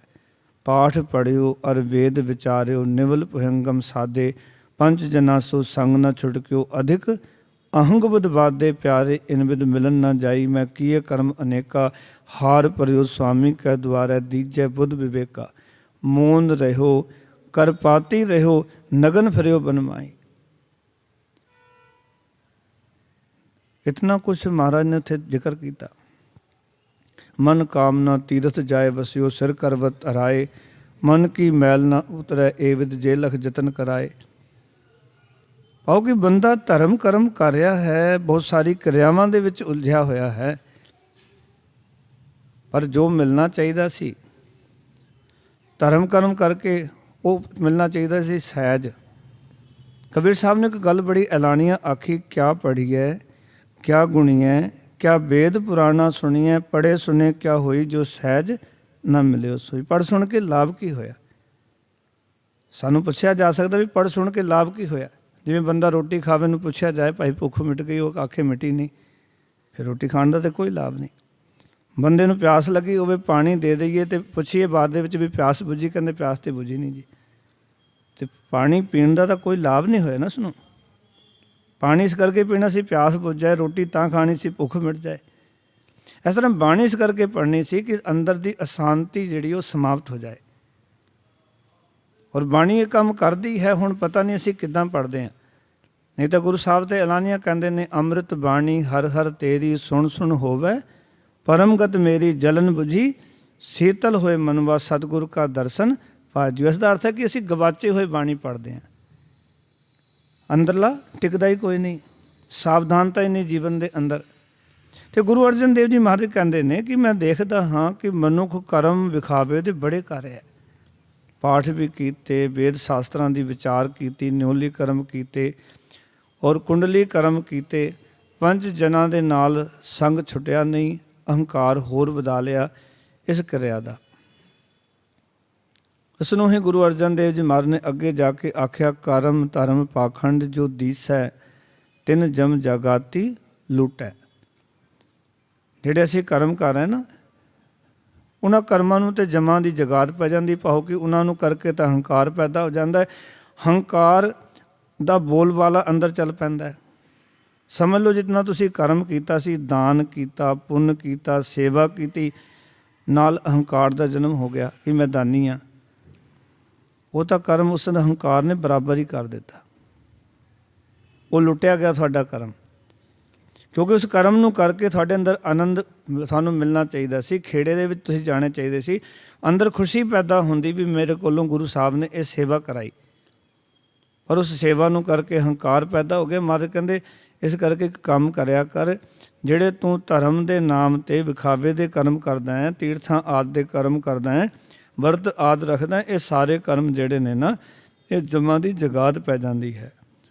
ਕਰਮ ਧਰਮ ਪਾਖੰਡ ਜੋ ਦਿਸ ਹੈ, ਤਿਨ ਜਮ ਜਗਾਤੀ ਲੁਟੈ, ਨਿਰਵਾਣ ਕੀਰਤਨ ਗਾਵੋ ਕਰਤੇ ਕਾ, ਨਿਮਕ ਸਿਮਰਤ ਜੇ ਛੁਟੈ। ਸਾਧੂ ਕਹਿੰਦੇ ਨਿਰਵਾਣ ਕੀਰਤਨ। ਨਿਰਵਾਣ ਕੀਰਤਨ ਕੀ ਹੁੰਦਾ? ਨਿਰਵਾਣ ਦਾ ਅਰਥ ਹੈ ਜਦੋਂ ਕੀਰਤੀ ਕਰੀਏ ਕੋਈ ਲਾਲਚ ਅਧੀਨ ਨਾ ਕਰੀਏ, ਕਿਸੇ ਕਾਮਨਾ ਅਧੀਨ ਨਾ ਕਰੀਏ ਵੀ ਇਤਨੇ ਜਪਜੀ ਸਾਹਿਬ ਕਰਾਂਗਾ ਇਹ ਦੇ ਦੇ ਬਦਲੇ 'ਚ, ਅਖੰਡ ਪਾਠ ਰਖਾਵਾਂਗਾ ਇਹ ਮੈਨੂੰ ਚਾਹੀਦਾ। ਜਦੋਂ ਵੀ ਸਤਿਗੁਰੂ ਜੀ ਦੇ ਬੰਦਗੀ ਕਰੀਏ ਨਾ, ਤੇ ਕਾਮਨਾ ਤੋਂ ਰਹਿਤ ਹੋ ਕੇ, याद रखना जदों कोई कामना नहीं होएगी, बस गुरु तो बलिहार जावांगे, सच्चे पातशाह तू चंगा लगदा है, तेरी सेवा करनी मैनू प्यारी लगती है, ਜਿਹੜੇ ਸਾਡੇ ਕਾਰਜ ਨੇ गुरु आपे ही सवार देगा। उच्चारण करो सतनाम। क्योंकि गुरु भी जानता भी हुण ये निर्वाण हो के सेवा कर रहा, कोई लालच अधीन नहीं कर रहा, हुण इहनूं चंगा लग रहा गुरु की सेवा करनी, इहनूं प्यारी लग रही गुरु की सेवा। इस करके गुरुदेव पिता कहते हैं कि अपने जीवन के अंदर तुसीं अपने जीवन नूं किस तरह निर्मल करना है। निर्मल करने वास्ते असीं कर्म करते हैं, पर जिहड़े कर्म ने उन्हां तो सहज नहीं पैदा हो रहा। जो भी धर्म कर्म असीं जीवन च कर रहे हाँ, जिहड़ी क्रिया असीं कर रहे हाँ, इस करके महाराज कहते संभल के करिया करो। और याद रखो कि जे अजे भी कर्म करन तो बाद जीवन च सहज नहीं उपज रहा तो सवाल खड़ा होना चाहिए। गुरु साहब ने इत्थे सवाल भी किया। पहला कह रहे हैं कर्मी सहज न उपजै। दो बारी अखर आया, एक थां ते औंकड़ नाल आया, उपर दुलंकड़ नाल आया, थले आएगा औंकड़ नाल, थले आएगा उपजै है, इत्थे है उपजै। ये दोनों फर्क भी रखना। कर्मी, कर्मी का अर्थ है कर्म कांड द्वारा, विखावे दे धर्मी कम्मां नाल। पाओ कि जिहड़े विखावे दे धर्मी कर्म करते हैं, महाराज कहते हैं सहज ਨਾ ਉਪਜੈ। ਆਦਮੀ ਨੂੰ ਉਲਾਰ ਰਹਿਤ ਅਵਸਥਾ ਪ੍ਰਾਪਤ ਨਹੀਂ ਹੋ ਰਹੀ। ਸਹਿਜ ਦਾ ਅਰਥ ਹੁੰਦਾ ਹੈ ਸੰਤੁਲਿਤ। ਉਲਾਰ ਰਹਿਤ ਪਾਓ ਕਿ ਉਲਾਰ ਰਹਿਤ ਅਵਸਥਾ, ਆਤਮਿਕ ਆਨੰਦ। ਆਤਮਿਕ ਆਨੰਦ ਨਹੀਂ ਪੈਦਾ ਹੋ ਰਿਹਾ। ਕਰਮ ਤਾਂ ਕਰ ਰਿਹਾ ਹੈ, ਪਾਓ ਕਿ ਵਿਖਾਵੇ ਦੇ ਧਾਰਮਿਕ ਕੰਮਾਂ ਨਾਲ ਜੇ ਵਿਖਾਵੇ ਦੇ ਕੰਮ ਕਰਾਂਗੇ ਨਾ ਤਾਂ ਅੰਦਰ ਸਹਿਜ ਪੈਦਾ ਨਹੀਂ ਹੋਏਗਾ, ਆਨੰਦ ਦੀ ਪ੍ਰਾਪਤੀ ਨਹੀਂ ਹੋਏਗੀ, ਕਿਉਂਕਿ ਉਹ ਤਾਂ ਵਿਖਾਵੇ ਵਾਸਤੇ ਕਰ ਰਹੇ ਸੀ। ਲੋਕਾਂ ਨੂੰ ਪਤਾ ਲੱਗੇ ਦੇਖੋ ਮੈਂ ਕਿੰਨੇ ਧਰਮ ਕਰਮ ਕਰਦਾ। ਤੇ ਗੁਰਬਾਣੀ ਕਹਿੰਦੀ ਹੈ ਕਿ ਕਰਮ ਇਸ ਕਰਕੇ ਕਰਨਾ ਸੀ ਕਿ ਸਹਿਜ ਦੀ ਪ੍ਰਾਪਤੀ ਹੁੰਦੀ। ਪਰ ਸਹਿਜ ਦੀ ਪ੍ਰਾਪਤੀ ਤਾਂ ਹੀ ਨਹੀਂ ਹੋ ਰਹੀ ਨਾ ਕਿਉਂਕਿ ਆਪਾਂ ਜੀਵਨ ਦੇ ਵਿੱਚ ਧਰਮ ਨੂੰ ਇੱਕ ਕਰਮ ਕਾਂਡ ਦੀ ਸ਼ਕਲ ਦੇ ਦਿੱਤੀ। ਤੁਹਾਨੂੰ ਪਤਾ ਕਰਮ ਕਾਂਡ ਕੀ ਹੁੰਦਾ ਜਾਂ ਪਾਖੰਡ ਕਿਹਨੂੰ ਕਹਿੰਦੇ ਨੇ? ਕਰਮ ਕਾਂਡ ਜਾਂ ਪਾਖੰਡ ਹੈ ਜਿਸ ਦੇ ਵਿੱਚ ਸਾਡਾ ਮਨ ਖੰਡ ਖੰਡ ਹੈ। ਸਾਡਾ ਮਨ ਵੀ ਨਹੀਂ ਮੰਨ ਰਿਹਾ, ਅਸੀਂ ਕਰੀ ਜਾ ਰਹੇ ਹਾਂ। ਉਹ ਪਾਖੰਡ ਹੀ ਕਰ ਰਹੇ ਸਾਰਾ।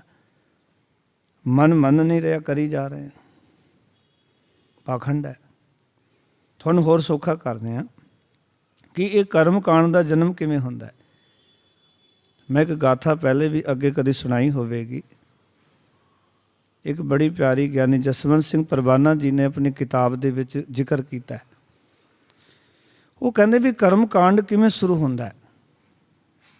ਉਹਨਾਂ ਨੇ ਆਪਣੀ ਪੁਸਤਕ 'ਚ ਜ਼ਿਕਰ ਕੀਤਾ, ਬਹੀਆਂ ਪੜਿਆ ਪਾਸ ਦੇ ਅੰਦਰ। ਕਹਿੰਦੇ ਕਰਮ ਕਾਂਡ ਦਾ ਜਨਮ ਹੁੰਦਾ ਹੈ ਕਿ ਕੋਈ ਕਿਰਿਆ ਸਮੇਂ ਅਨੁਸਾਰ ਉਸ ਕਿਰਿਆ ਦੀ ਲੋੜ ਹੁੰਦੀ ਹੈ, ਪਰ ਦੂਜਾ ਸਮਾਂ ਐਸਾ ਆ ਜਾਂਦਾ ਹੈ ਉਸ ਕਿਰਿਆ ਦੀ, ਉਸ ਕਰਮ ਦੀ ਲੋੜ ਨਹੀਂ ਅਤੇ ਉਹ ਫਿਰ ਕੀਤੀ ਜਾਵੇ ਤਾਂ ਕਰਮ ਕਾਂਡ ਹੈ। ਉਹਨਾਂ ਨੇ ਫਿਰ ਉਦਾਹਰਨ ਦਿੱਤੀ ਬੜੀ ਪਿਆਰੀ, ਹਾਸਾ ਵੀ ਆਉਂਦਾ ਹੈ ਅਤੇ ਉਹਨਾਂ ਦੀ ਗੱਲ ਸੁਣ ਕੇ ਜੀਵਨ ਦੇ ਵਿੱਚ ਜਾਚ ਵੀ ਪ੍ਰਾਪਤ ਹੁੰਦੀ। ਉਹ ਕਹਿੰਦੇ ਕਿ ਇੱਕ ਘਰ ਸੀ, ਘਰ ਦੇ ਵਿੱਚ ਛੋਟੀ ਬੱਚੀ ਸੀ ਅਤੇ ਉਹ ਘਰ ਦੇ ਵਿੱਚ ਛੋਟੀ ਬੱਚੀ ਸੀ। ਜਿਹੜੀ ਮਾਂ ਸੀ ਉਹ ਰੋਜ਼ ਆਪਣੀ ਬੱਚੀ ਨੂੰ ਗੱਲ ਕਹਿੰਦੀ ਸੀ, ਬੇਟਾ ਮੈਂ ਦੁੱਧ ਨੂੰ ਜਾਗ ਲਾਣੀ ਹੈ ਅਤੇ ਘਰ ਦੇ ਵਿੱਚ ਇਹ ਬਿੱਲੀ ਹੈ, ਇਸ ਬਿੱਲੀ ਨੂੰ ਟੋਕਰੇ ਥੱਲੇ ਡੱਕ ਦੇ, ਕਿਤੇ ਦੁੱਧ ਵਿੱਚ ਮੂੰਹ ਨਾ ਪਾ ਦੇਵੇ ਕਿਉਂਕਿ ਜੂਠਾ ਹੋ ਜਾਣਾ। ਇਸ ਕਰਕੇ ਹੁਣ ਉਹ ਬੱਚੀ ਛੋਟੀ ਸੀ ਅਤੇ ਬਿੱਲੀ ਜਿਹੜੀ ਹੈ ਜਦੋਂ ਉਸਦੇ ਕੋਲ ਜਾਂਦੀ ਸੀ ਉਹ ਬੱਚੀ, ਅਤੇ ਬਿੱਲੀ ਖੜ੍ਹ ਜਾਂਦੀ ਸੀ ਉਹਨੂੰ ਦੇਖ ਕੇ, ਡਰਦੀ ਨਹੀਂ ਸੀ ਉਹਦੇ ਕੋਲੋਂ। ਅਤੇ ਉਹ ਕੀ ਕਰਦੀ ਸੀ, ਉਸ ਬਿੱਲੀ ਨੂੰ ਜਦੋਂ ਦੇਖਦੀ ਸੀ ਤਾਂ ਟੋਕਰੀ ਉੱਪਰੋਂ ਪਾ ਦਿੰਦੀ ਸੀ, ਡੱਕ ਦਿੰਦੀ ਸੀ, ਉੱਪਰੋਂ ਪੱਥਰ ਰੱਖ ਦਿੰਦੀ ਸੀ। ਛੋਟੀ ਜਿਹੀ ਬੱਚੀ ਜਿੰਨਾ ਚਿਰ ਜਾਗ ਨਹੀਂ ਲੱਗ ਜਾਣੀ, ਜੰਮ ਨਹੀਂ ਜਾਣਾ ਔਰ ਸਵੇਰ ਤੱਕ ਰਿੜਕਣਾ ਨਹੀਂ, ਉਹਨਾਂ ਚਿਰ ਉਹਨੂੰ ਖੋਲ੍ਹਣਾ ਨਹੀਂ, ਉਹਦੇ ਵਿੱਚੋਂ ਟੋਕਰੀ ਥੱਲੋਂ ਡੱਕੀ ਰੱਖਣਾ ਥੱਲੇ। ਹੁਣ ਉਹ ਬੱਚੀ ਜਿਹੜੀ ਸੀ ਬਚਪਨ ਤੋਂ ਇਹ ਕਿਰਿਆ ਕਰਦੀ ਆ ਰਹੀ ਸੀ। ਹੁਣ ਉਹਦਾ ਸੁਭਾਅ ਬਣ ਗਿਆ ਸੀ। ਕੋਈ ਕਿਰਿਆ ਆਪਾਂ ਲਗਾਤਾਰ ਕਰਦੇ ਹਾਂ, ਸਾਡਾ ਸੁਭਾਅ ਬਣ ਜਾਂਦਾ। ਹੁਣ ਉਸਦਾ 18 ਸਾਲਾਂ ਦੀ ਹੋਈ, ਉਹ ਪੁਰਾਣਾ ਜ਼ਮਾਨਾ ਕਿ ਬੱਚੀ ਦਾ ਵਿਆਹ ਕਰ ਦਿੱਤਾ। ਜਦੋਂ ਉਹ ਸਹੁਰੇ ਘਰ ਵਿੱਚ ਗਈ ਅਤੇ ਕੁਛ ਸਮਾਂ ਜਦੋਂ ਲੰਘਿਆ, ਸੱਸ ਨੇ ਘਰ ਦੇ ਕੰਮ ਕਰਾਉਣੇ ਸ਼ੁਰੂ ਕੀਤੇ। ਅਤੇ ਇੱਕ ਦਿਨ ਸਹਿਜ ਸੁਭਾਅ ਸੱਸ ਕਹਿੰਦੀ ਹੈ, ਬੇਟਾ ਨੂੰਹ ਰਾਣੀਏ ਇੱਕ ਕੰਮ ਕਰੇਂਗੀ? ਦੱਸੋ ਮਾਂ ਜੀ। ਕਹਿੰਦੇ ਦੁੱਧ ਨੂੰ ਜਾਗ ਲਾਣੀ ਹੈ। ਇਤਨੀ ਗੱਲ ਜਦੋਂ ਸੁਣੀ ਕਹਿੰਦੀ ਮਾਤਾ ਜੀ ਬਿੱਲੀ ਦੱਸੋ ਕਿੱਥੇ? ਪਹਿਲਾਂ ਇੱਕ ਵਾਰ ਉਚਾਰਨ ਕਰੋ ਸਤਿਨਾਮ। ਵੀ ਬਿੱਲੀ ਕਿੱਥੇ ਹੈ? ਮੈਂ ਬਿੱਲੀ ਟੋਕਰੀ ਥੱਲੇ ਡੱਕਾਂਗੀ ਤਾਂ ਦੁੱਧ ਨੂੰ ਜਾਗ ਲੱਗੇਗੀ, ਤਾਂ ਜੰਮੇਗਾ, ਨਹੀਂ ਤਾਂ ਜੰਮਣਾ ਹੀ ਨਹੀਂ। ਹੁਣ ਇਹਨੂੰ ਤਾਂ ਪਤਾ ਨਹੀਂ ਸੀ ਕਾਰਨ ਕੀ ਸੀ, ਕਿਉਂਕਿ ਬਚਪਨ ਤੋਂ ਕਿਰਿਆ ਕਰਦੀ ਆ ਰਹੀ ਸੀ। ਸੱਸ ਕੋਈ ਹੋਛੀ ਨਹੀਂ ਸੀ, ਬੜੀ ਸ਼ਾਂਤੀ ਵਾਲੀ, ਬੜੀ ਟਿਕਾਊ ਵਾਲੀ ਸੀ। ਉਹਨੇ ਸਮਝਾਇਆ ਬੇਟਾ ਦੁੱਧ ਦੇ ਨਾਲ ਜਾਗ ਨਾਲ ਬਿੱਲੀ ਦਾ ਕੀ ਕੰਮ ਹੈ। ਅਤੇ ਇਹਨੇ ਦੱਸੀ ਗੱਲ ਵੀ ਬਚਪਨ ਤੋਂ ਸਾਡੇ ਘਰ ਵਿੱਚ ਤਾਂ ਦੁੱਧ ਨੂੰ ਜਾਗ ਤਾਂ ਹੀ ਲੱਗਦੀ ਜੇ ਬਿੱਲੀ ਨੂੰ ਟੋਕਰੀ ਥੱਲੇ ਡੱਕੀਏ, ਨਹੀਂ ਤਾਂ ਜਾਗ ਹੀ ਨਹੀਂ ਲੱਗਦੀ। ਉਸਨੇ ਕਿਹਾ ਚੱਲ ਤੇਰੀ ਮਾਤਾ ਨੂੰ ਜਾ ਕੇ ਪੁੱਛਦੇ ਹਾਂ। ਇਹ ਆਪਣੀ ਨੂੰਹ ਰਾਣੀ ਨੂੰ ਲੈ ਕੇ ਉਹਦੀ ਮਾਤਾ ਕੋਲ ਪਹੁੰਚੀ, ਸਾਰੀ ਗੱਲਬਾਤ ਕੀਤੀ ਵੀ ਮੈਂ ਤਾਂ ਅੱਜ ਆਖਿਆ ਸੀ ਵੀ ਤੂੰ ਜਾਗ ਲਗਾ ਦੇ ਦੁੱਧ ਨੂੰ, ਅਤੇ ਇਹ ਕਹਿੰਦੀ ਹੈ ਵੀ ਬਿੱਲੀ ਕਿੱਥੇ ਹੈ। ਅਤੇ ਕਹਿੰਦੀ ਮੇਰਾ ਬੜਾ ਅਭਿਆਸ ਗੁਆਂਢੀਆਂ ਦੇ ਘਰ ਹੋਏਗੀ, ਮੈਂ ਉੱਥੋਂ ਵੀ ਫੜ ਲਿਆ ਨਹੀਂ। ਕੋਈ ਨਹੀਂ ਤੁਸੀਂ ਦੱਸੋ ਬਸ ਮੈਨੂੰ, ਮੈਂ ਬਚਪਨ 'ਚ ਬੜੀ ਬਿੱਲੀਆਂ ਫੜੀਆਂ ਨੇ। ਉਹਦੀ ਮਾਤਾ ਨੇ ਫਿਰ ਸਾਰੀ ਗੱਲ ਦੱਸੀ ਵੀ ਸਾਡੇ ਘਰ ਬਿੱਲੀ ਹੁੰਦੀ ਸੀ, ਦੁੱਧ ਜੂਠਾ ਨਾ ਕਰ ਦੇਵੇ ਤੈਨੂੰ ਕਹਿੰਦੀ ਸੀ ਵੀ ਤੂੰ ਇਹਨੂੰ ਡੱਕ ਦੇ ਟੋਕਰੀ ਥੱਲੇ, ਅਤੇ ਡੱਕ ਕੇ ਉੱਪਰੋਂ ਪੱਥਰ ਰੱਖ ਦਿੰਦੀ ਸੀ ਅਤੇ ਉਹ ਡੱਕੀ ਰਹਿੰਦੀ ਸੀ ਤਾਂ ਕਿ ਦੁੱਧ ਜੂਠਾ ਨਾ ਕਰ। ਜੇ ਤੁਹਾਡੇ ਘਰ ਨਹੀਂ ਹੈ ਤਾਂ ਇਸ ਦਾ ਕੋਈ ਖਤਰਾ ਨਹੀਂ। ਕਰਮ ਕਾਂਡ ਇੱਦਾਂ ਬਣਦਾ। ਉੱਥੇ ਵੀ ਜੋ ਉਹ ਕਿਰਿਆ ਪੱਕੀ ਹੋ ਗਈ ਉਹਦੀ। ਇਸ ਤਰ੍ਹਾਂ ਹੀ ਕਈ ਵਾਰੀ ਅਸੀਂ ਕੀ ਕਰਦੇ ਹਾਂ ਕਿ ਕੋਈ ਕਿਰਿਆ ਪੱਕੀ ਹੋ ਜਾਂਦੀ ਹੈ। ਜਿਵੇਂ ਅੱਜ ਅਸੀਂ ਦੇਖੀਏ ਨਾ ਸਿੱਖਾਂ ਦੇ ਘਰਾਂ ਵਿੱਚ ਜੀ ਉਹ ਨਾਰੀਅਲ 'ਤੇ ਰੱਖਿਆ ਹੀ ਨਹੀਂ ਜੀ, ਕੁੰਭ ਕਿੱਥੇ ਆ, ਜੋਤ ਜਗਾਣੀ ਹੈ। ਉਹ ਜਦੋਂ ਲੋੜ ਸੀ ਉਦੋਂ ਤਾਂ ਠੀਕ ਸੀ, ਕਿਉਂਕਿ ਲਾਈਟ ਹੈ ਨਹੀਂ ਸੀ। ਅੰਗਰੇਜ਼ਾਂ ਤੋਂ ਬਾਅਦ ਲਾਈਟ ਆਈ ਹੈ, 1849 ਤੋਂ ਬਾਅਦ ਲਾਈਟ ਆਈ ਹੈ ਭਾਰਤ ਦੇ ਵਿੱਚ। ਉਸ ਤੋਂ ਪਹਿਲਾਂ ਕੋਈ ਇੱਥੇ ਲਾਈਟ ਨਹੀਂ ਸੀ। ਉਸ ਵੇਲੇ ਦੀਵਾ ਜਗਾ ਕੇ ਪਾਠ ਕਰਨਾ ਸੁਭਾਵਿਕ ਸੀ। ਜੋਤ ਕਹਿ ਲਓ ਭਾਵੇਂ ਉਹਨੂੰ ਦੀਵਾ ਕਹਿ ਲਓ, ਅਤੇ ਉਹ ਸੁਭਾਵਿਕ ਹੈ ਵੀ ਲਾਈਟ ਚੱਲਦੀ ਹੈ, ਅਖੰਡ ਪਾਠ ਕਰਨਾ ਹੈ, ਸਹਿਜ ਪਾਠ ਕਰਨਾ ਹੈ। ਪਰ ਜੇ ਅੱਜ ਲੋੜ ਨਹੀਂ ਹੈ ਅਤੇ ਅੱਜ ਵੀ ਉਸ ਰੱਟ ਨੂੰ ਲਾਈ ਰੱਖਣਾ, ਇਹ ਕਰਮ ਕਾਂਡ। ਪੁਰਾਤਨ ਸਮਾਂ ਹੁੰਦਾ ਖੂਹਾਂ ਤੋਂ ਪਾਣੀ ਆਉਂਦਾ ਸੀ ਅਤੇ ਅੱਜ ਘਰ ਦੇ ਵਿੱਚ 10 ਥਾਂ 'ਤੇ ਟੂਟੀ ਲੱਗੀ ਹੁੰਦੀ ਹੈ। ਫਿਰ ਕਹਿੰਦੇ ਘੜਾ ਰੱਖੋ ਜੀ ਇੱਥੇ ਪਾਣੀ ਦਾ।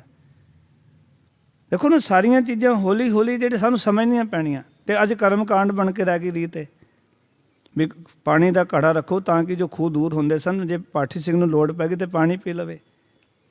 ਖੋਪਾ ਰੱਖਿਆ ਜਾਂਦਾ ਸੀ ਇਸ ਕਰਕੇ ਵੀ ਇਹ ਜਿਹੜਾ ਪਾਠੀ ਸਿੰਘ ਹੈ ਗਲਾ ਖੁਸ਼ਕ ਹੋ ਜਾਂਦਾ ਹੈ, ਅਤੇ ਇਹ ਉਸ ਵੇਲੇ ਕਿਉਂਕਿ ਬਹੁਤ ਸਾਰੇ ਮੇਵੇ ਨਹੀਂ ਸੀ ਹੁੰਦੇ। ਆਮ ਮੇਵਾ ਕੀ ਚੱਲਦਾ ਸੀ ਵੀ ਨਾਰੀਅਲ ਦੀ ਗਿਰੀ ਹੁੰਦੀ ਸੀ ਵੀ ਜਿਹੜਾ ਪਾਠੀ ਸਿੰਘ ਹੈ ਉਹ ਤੋੜ ਕੇ ਭੰਨ ਕੇ ਖਾ ਲਵੇ।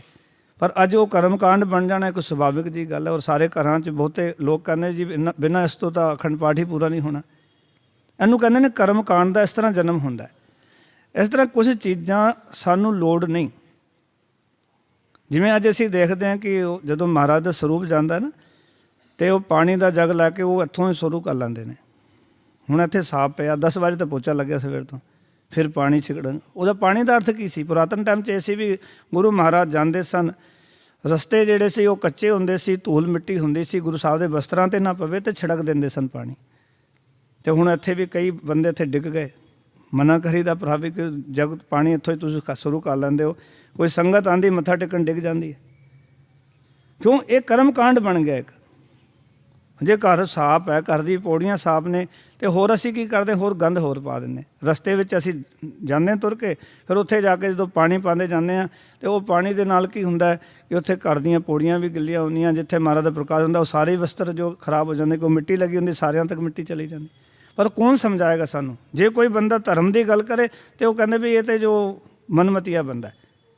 ਹਰ ਇੱਕ ਚੀਜ਼ ਦੀ ਸਮਾਂ ਅਨੁਸਾਰ ਲੋੜ ਹੁੰਦੀ ਹੈ। ਜਦੋਂ ਸਮਾਂ ਨਿਕਲ ਜਾਂਦਾ ਫਿਰ ਲੋੜ ਨਹੀਂ ਹੁੰਦੀ। ਪਰ ਅਸੀਂ ਕੀ ਕਰ ਰਹੇ? ਅਸੀਂ ਉਹੀ ਬੰਨੀ ਹੋਈਆਂ ਚੀਜ਼ਾਂ ਸਾਰੀਆਂ ਪੱਲੇ। ਆ ਦੇਖੋ ਨਾ, ਅਸੀਂ ਕਿੱਥੇ, ਅਸੀਂ ਚੰਦਰਮਾ ਤੱਕ ਪਹੁੰਚ ਗਏ, ਅਸੀਂ ਮੰਗਲ ਗ੍ਰਹਿ ਤੱਕ ਪਹੁੰਚ ਗਏ, ਅਸੀਂ ਸਾਰੇ ਪਾਸੇ ਦੁਨੀਆ ਦੇ ਮੁੱਠੀ ਦੇ ਵਿੱਚ ਕਰਨ ਦੇ ਚੱਕਰ 'ਚ ਹਾਂ। ਪਰ ਅਸੀਂ ਦੇਖਦੇ ਹਾਂ ਕਿ ਕਰਮ ਕਾਂਡ ਧਰਮ ਦੇ ਉੱਥੇ ਦੇ ਉੱਥੇ ਹੀ ਖਲੋਤੇ ਹੋਏ ਨੇ। ਸਾਨੂੰ ਅੱਜ ਤੱਕ ਸਮਝ ਨਹੀਂ ਆਈ ਕਿ ਇਹ ਕਰਮ ਕਾਂਡ ਕਿਉਂ ਅਸੀਂ ਕਰਦੇ ਹਾਂ। ਕਰਮ ਕਾਂਡ ਦਾ ਕਿਉਂਕਿ ਜਨਮ ਹੀ ਇੱਥੋਂ ਹੁੰਦਾ ਹੈ। ਅਤੇ ਜਦੋਂ ਆਪਾਂ ਇਸ ਕਰਮ ਕਾਂਡ ਨੂੰ ਕਰਦੇ ਹਾਂ, ਕਿਸੇ ਬੱਚੇ ਨੂੰ ਪੁੱਛੋ ਪਾਣੀ ਕਿਉਂ ਛਿੜਕਿਆ ਜਾਂਦਾ ਹੈ ਜੀ, ਪਤਾ ਨਹੀਂ ਜੀ। ਅਖੰਡ ਪਾਠ ਵੇਲੇ ਜੋਤ ਕਿਉਂ ਜਗਦੀ ਹੈ ਜੀ, ਪਤਾ ਨਹੀਂ। ਅਤੇ ਕਰ ਕਿਉਂ ਰਹੇ ਹੋ ਜੇ ਪਤਾ ਹੀ ਨਹੀਂ ਕੱਖ ਵੀ। ਜੇ ਤੁਹਾਨੂੰ ਉਸ ਦੇ ਬਾਰੇ ਕੋਈ ਜਾਣਕਾਰੀ ਨਹੀਂ, ਉਸਦਾ ਕੋਈ ਅਰਥ ਹੀ ਨਹੀਂ, ਤਾਂ ਉਹ ਕੰਮ ਨਾ ਕਰੋ।